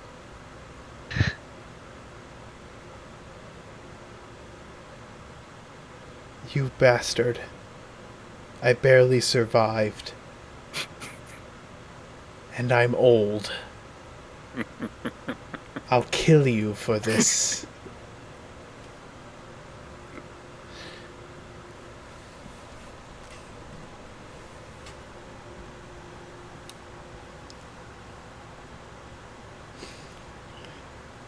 That's all you get back, man. That's all you get back. You guys gather up, saddle up, and head down to the deck. You have a 2-hour carriage ride, and you see the sights of Twyland Hill as you do. You arrive at the deck. It is a dive bar of sorts.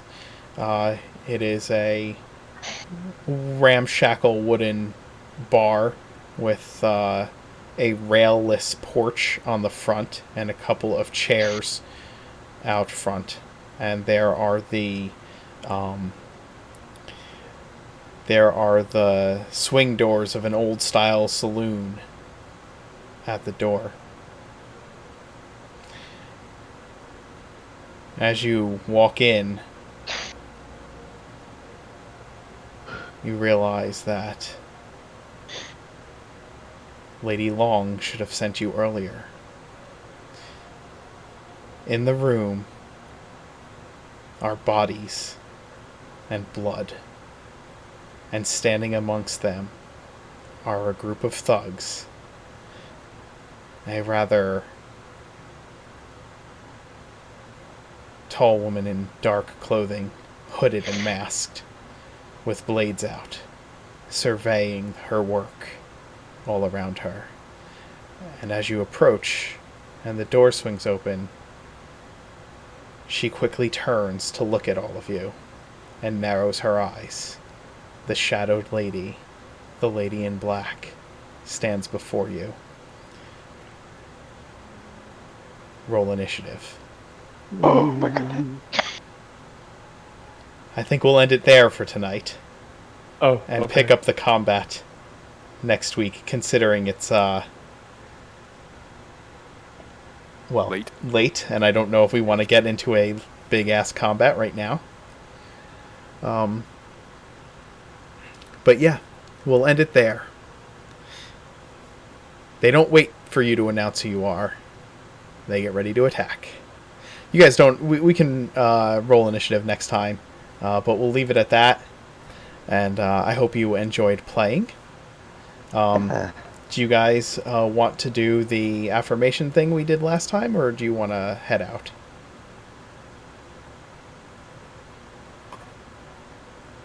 I'm easy. I'll go. I'm fine. I'm good. Yeah, I'm good. All right. Steven, what was your favorite Michael moment tonight? Oh, it has to be the kiss under the fireworks. I think. Yeah. Kiss under the fireworks with Jane. All right. Excellent. Jen, Dustin, what was your favorite Michael moment this evening? Oh, I always love Michael and Genevieve's arguments. I'm glad Very- you enjoy those, actually. Calith, what was your favorite Michael moment tonight? Yeah, Brad. I get so used to calling you guys by your character names, it gets hard not to. Brad, what was your favorite Michael moment this evening? Oh. You may be muted. I am muted. Sorry. So, I mean, obviously, the Operation Thorn was great. So but everybody mentioned that. I like the way he's always scheming at the bank, coming up with new stuff. So I like that part. Nice. Very nice. What about you, Grayson? What was your favorite Michael moment? Say the fact that he just kind of straight up denied Genevieve's wanting to fight. That was Dio's as well. Yeah, I was thinking about that. It's just she's like, let's fight. He's like, nah, I don't want to kill you. Pretty much. So that was probably it. To be fair, it was less I don't want to kill you, and it was more I don't see any point in this whatsoever. Yeah. Like there's no upside to me having a fight with Genevieve. If I win, I just beat up a friend or a quote friend, and if I lose, I get beat up. Yeah. Like it's a lose-lose. Justin, what about for you? Favorite Michael moment? All of Operation Thorn. That was just gold. As much as I like him watching him deal with the bank, just because out of character, I think there's something shady going to happen with that, but Operation Thorn was much better. Aww. My favorite Michael moment tonight, I think... I honestly think it's when you turned to everybody and asked them if they wanted you there. And the genuine responses that everybody gave about how you handled yourself in the previous mission. Alright, Dustin, what was your favorite Genevieve moment tonight? Oh, meeting the queen, sure. No, she didn't get a whole lot of talking with the queen, but like that was one of her bucket list things, was to someday meet the queen. So that was cool. Nice. What about you, Brad? What was your favorite Genevieve moment this evening? I like the. Maybe I'm just dense, but I guess I didn't catch on that Genevieve might be interested in the ladies. So I like that was a nice reveal when she said she loved Jane under her breath. Nice. Grayson? Yeah, I was gonna say the same. Actually, I genuinely did not see Genevieve as wanting to love Jane. That actually surprised me. Are you guys dense? Maybe. No offense, but I genuinely might be. Oh, God. Justin. When it comes to I've only been dropping hints every once in a while. well, if my past tells you anything which you probably don't know, I'm bad at hints. Very. So. Justin, what was your favorite Genevieve moment this evening? Realizing that Genevieve is essentially chasing the ghost of Freya Hmm. in the new form of Jane. Not I literal did not- ghost, but Did not catch that when you said it earlier, but now I was like, oh my gosh, went right over my head. Yeah. Also digging into that, like how you kind of implied that it was Michael's fault for Freya. There was some sort of dodgy character. No, it was just a Took joke Freya. out of I context. know, but Out of like game. even like Out of game. even Freudian, like maybe there's some dodgy. I don't know. It was interesting. Dio is also shocked that it surprised you guys that she was in love with Jean. It didn't surprise me. Dio said the best Genevieve moment was when Felix dragged her out of the closet and outed her for loving Jane in front of everybody. I would have to say that my favorite Genevieve moment, honestly, was her being so supportive of Felix, and the glee of just like wanting to be there with him. I thought that was awesome. I think like there's like a huge bond that has formed between Jen and Felix, and I thought that was awesome. When she heard, well, that's my friend, and she got really excited. oh, the bond was there. It's just gotten deeper now. It has. Or more solid, or whatever. Brad, what's your favorite Caliph moment tonight? Hold on, I haven't said my point. Oh, Mark. I'm so sorry. I forget that we like go around starting from the. That's okay. Yeah, no. Go ahead. Mine's a small one. It was literally like not even like the main focus, but that bit where like after that conversation with the guys, that Jen went to Jane's door, and Jane basically said something along the lines of like not now. So this idea that like Jen wants to get this sorted and tell her, but every time she wants to tell her, she kind of gets knocked back, and it's never the right time. Yeah, That for me was pretty cool. that's awesome. Yeah, absolutely. I think that was a great point. I'm sorry I tried to skip you. I apologize. That's okay. Brad, favorite Caliph moment. Chanting duel with my mug. Yeah, that was awesome. I loved it. Grayson, your favorite Caliph moment tonight? I'm trying to think of something else so I don't keep repeating someone else's. I mean, we really didn't do too much today.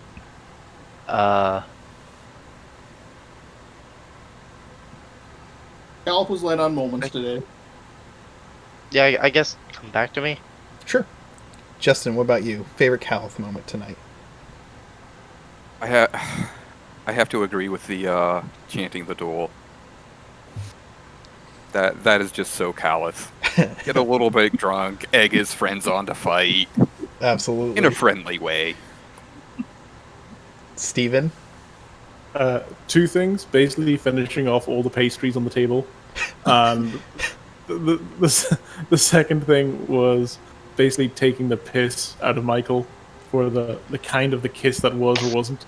Yeah, that was mine actually, was that part right there. That was going to be mine as well. Him like coming up and patting Michael on the back and being like, "Sorry, that one didn't work out. Here goes another girl."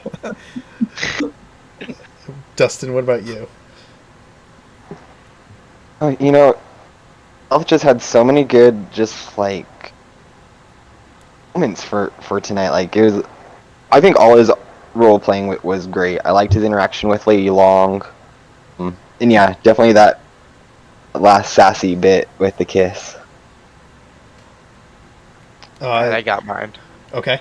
I'd have to say it's when we were at the collector, and the collector's like, "This will protect you. You throw it in the air." And Calith did not want anything to do with magic rocks. Yeah, That was great as well. He was like, That was a I great want the moment. big hitty thing. Yeah.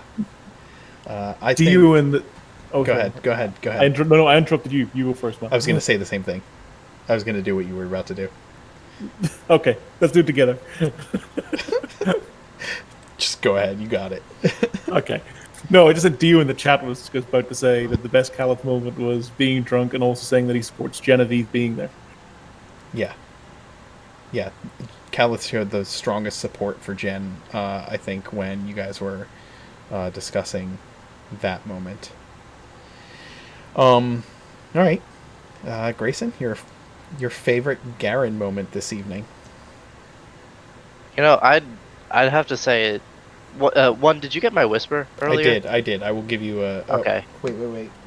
Yeah, no, I'd really have to say it's that being able to go back to what he's wants to do, and he kind of I whispered it, but Garen ended up scouting the edges of Twilight Hill when he left because he wants to start smuggling again. Yeah, and I will give you So- information on that. I did Alright. take note of your role, and I will give you Ah. information. Just want to make sure. Yep, I got it. I got you. Justin? Favorite Garen moment? It's not really one. I think it's just more the fact that he's acting as like the party shrink now, or at least for Michael. It's just so amusing that a construct robot, whatever they are, is able to do that. And maybe it's because he doesn't have human emotions that he's able to do that. I agree. There was this very specific moment where he asked a very therapist-like question, but it wasn't because he was trying to help them understand. It's because he was trying to understand himself. As being, and I think that's what it is that Garen is trying to understand human emotion through these questions that he's asking, and in doing so, he's helping the humans understand their own emotions because he just doesn't get it, and like they come to these like sudden revelations about themselves and about their situations, like all of you do, as he asks these questions, and he still has no idea. Like he still doesn't get it at all. But you're like, oh, I get what you're trying to say, and Garen's like, I'm not trying to say anything. I'm trying to understand what you're talking about. First time dealing with proper drama outside of, a bunch of men smuggling. Yeah, Steven? Yeah, I mean, I just have to echo that. Any Professor Garen moment is my favorite moment. Dustin? I really. He was trying to bring the party together. What's that? You broke up a lot. You're having audio issues.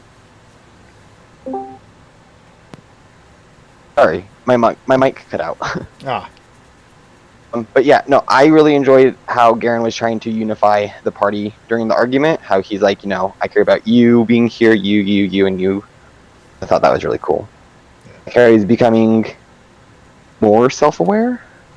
I think Garen's number one thing, and I might be mistaken about this, Grayson, you can correct me, but I think Garen's number one thing is wanting a crew that he belongs to, and he has begun to see this as his crew. So I think he's protective of keeping you all together. He's wanting the camaraderie that he used to have in it, but he's understanding it in a different way. What about you, Brad? What's your favorite Garen moment today? Well, I agree with the like when he's just standing back and observing, and it just happens. You go potty? That it turns out to be a perfect therapist. But just the individual moment that was the favorite was when he like accidentally stands next to Michael, so he's not pointing at Michael, and like includes everyone else. We didn't kill these guys. Didn't kill any dwarves. Yeah, absolutely. I'd also say one of my other. Dio said that one of her favorite Garen moments was you kissing the hand of Lady Long and still failing. And I would have to say that there was another Garen moment that Garen is the fact that you have Garen always looking for a way to eke out a little bit more for himself, even at the expense of his comrades sometimes. Like trying to get the card from the guy so you can make a second trip to the curator, or when I was actually I was actually thinking about that for I want to get everyone else to get a magic item. right. But Okay, that's fair. But at the same time, when they asked how much you were being paid, you would have just said a large sum, and Calith was going to say the exact amount, and you wouldn't have said the exact amount. You would have kept that to yourself. And I just think that those little things are very that they stand out to me as who Garen is. All right, Justin. You had a lot of moments tonight. What was your favorite Felix moment? The attempted murder.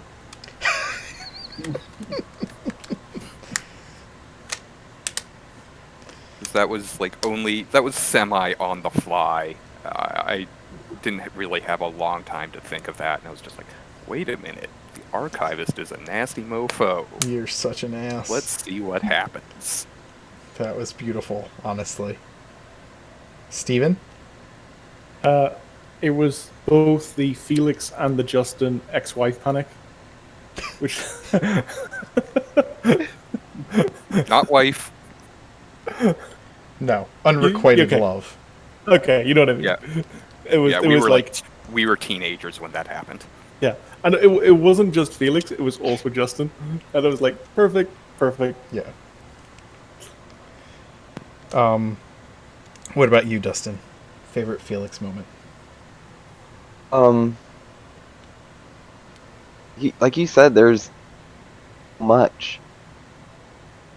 His excitedness when he got the letter from the Queen was like out in the candy shop. Me. Yeah, that was awesome. The squealing. Oh, yeah. Squealing Felix. That was amazing. Like a little girl who got a puppy for Christmas. Brad?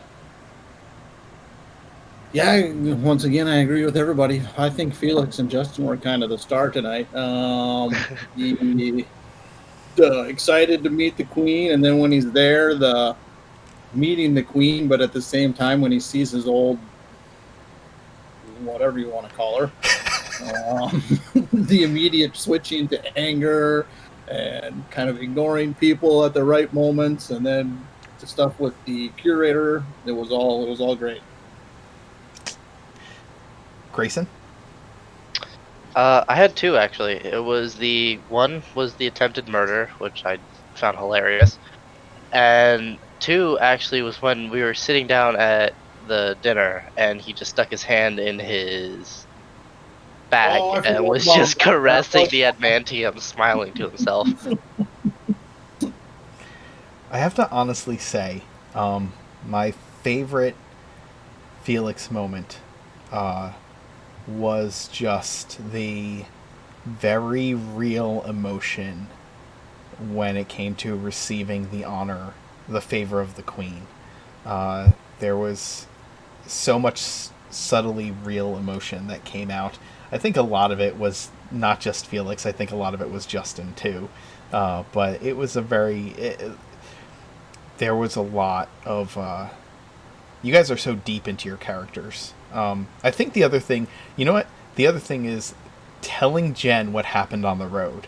I think that there were some awesome explanations of the way of exactly what went down that were very authentic, and I thought that was really great. Dio says the best Justin moment was the whole interaction with the ex, and also his out of character reaction to Mark when he mentioned her.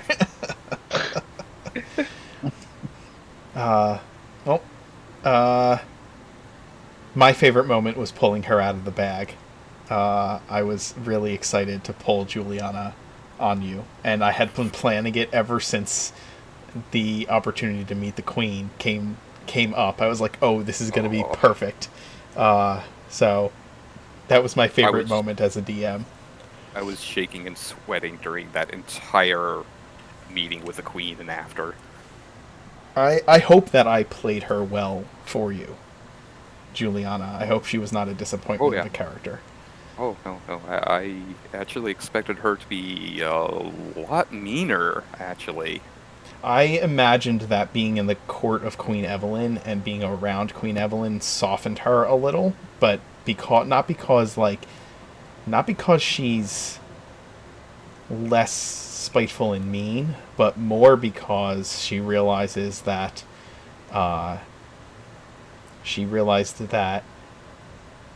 you can manipulate a lot of people just as easily when you're nicer to them as you can. Yeah, she's more diplomatic. More diplomatic about the way that she uses people. She doesn't have to be as harsh. Remember, there was a moment, I tried to have a moment where she kind of apologized, but not really. Oh yeah, I caught that. Yeah. Felix was having none of that though. That was, yeah, I picked up on that as well. That was perfect. I have to say that Dio just mentioned that the best moment was Mark playing Jane and Juliana, and I have to echo that. Like my favorite Mark moment was playing Jane, not as the silly innocent girl that people think, but as a player. As a player, and like, again, this brings up different aspects to the whole Genevieve Michael stuff. Like there's a kind of there's a three-way relationship that is very deep and complicated, and people have different different expectations and different needs. And I thought you played the Jane bit perfectly. Thanks, Sam. It was great. Oh, Dio said, could you imagine if Jane gets under the wing of Juliana and she trains her? Which is exactly what would happen if Michael's wish comes true and Jane is in court. Dio, why you gotta say stuff like that? Yeah, I was just about to say. Ideas? Yeah, ideas, damn. I like getting ideas. Throw them all out there. I feel disingenuous going around and asking what your favorite me moment was. That seems a little, No, I had one, though. I got one. If you're cool with me going I'm first. cool with it. I'm cool with it. Alright. Whatever. It was the Genevieve's father when he came home. Yes. I'm not paying for all this, am I? Then sticking his head back out, you're gonna have this cleaned up, right? That was what I thought was the funniest and best. Typical policeman. Typical dad. Typical dad. Typical dad. They described him as more harsh. I'm the father of 6 children. I know what a dad coming home from a long day of work would react. Yeah, my overall favorite was definitely the way you played Jane, where it almost seemed like Jen's genuinely in love with her, and Michael, he likes her, and he might do some manipulative stuff, but she's almost gonna be like the most. It seems like she could be the most manipulative of all of them, playing them off each other to get what she wants. Part of the game, man. I love that bit. Like, and just as a little piece, I also like when the waitress bought us a round of drinks, and she's like, she doesn't even bring one for Garen anymore.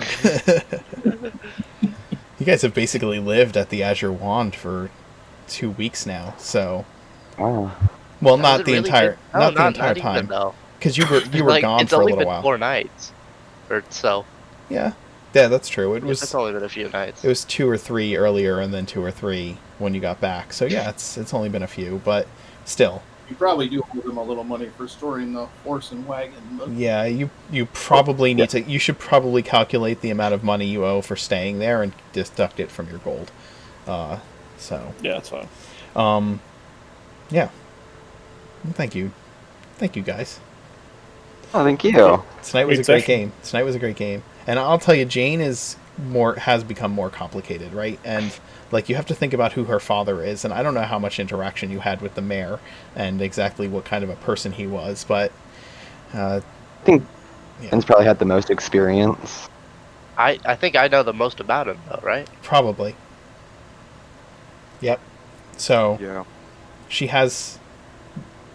upbringing and genetics, and then Michael and Genevieve. But I think you would find that I don't know if I've conveyed it, but obviously her care for Genevieve is much more genuine than her care for Michael. That she does find Michael attractive and has enjoyed his interest in her, but at the same time she's learning things from the both of them.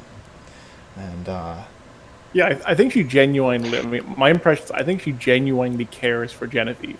I don't know if she actually romantically cares. Like, Steven, the player, doesn't know if she romantically cares, but that's kind of beside the point.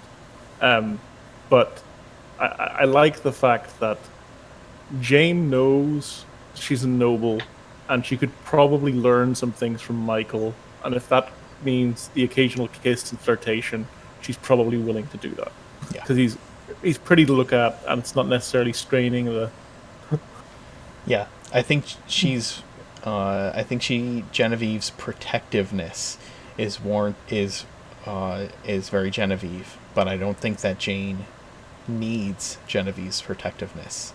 But yeah, we'll continue that little story arc as well, I think. Yeah. For the record, Jane is my favorite NPC so far. Nice. Yeah. Nice. I'm glad to She's hear complex. that. Yeah. She's complex. It's a complex NPC. It's not just straightforward. Someone who's got She's good. lots Sweet. of layers. Sweet. I'm glad to hear that. Anyway, thank you, gentlemen. Thank you, chat, for hanging out. And we'll see you next week, next Saturday, for Road to Nowhere. I'll see you all on Monday for a Company of Fools. Correct? That's No. 4th of July? I'm sorry. Next Saturday is the 4th of July. We will not have a stream on the 4th of July. Okay. All right. I think right. people have things that they're going to do, so we'll just leave it at that. So Are we 2 going to raid weeks. the Nat? Are we going Yes, to raid we the are going Nat to 30s raid the now? Nat 30s now. That is absolutely what we're going to do. Let's go raid our friends, because we want to keep them growing. They've been super supportive. They gifted us 16 subs, so that was pretty awesome. Guys, we're at 135 subs right now. 135. Yep. Oh, who else subbed? 2 others, right? Yeah. I gave 5. We can go over there and stay on voice chat on Discord while we go over there, because they won't hear us, and we can just. I'll go over what our stream was like. Let's head over there now, though. Bye, chat. Always a pleasure. Love Guys. They're all coming with us.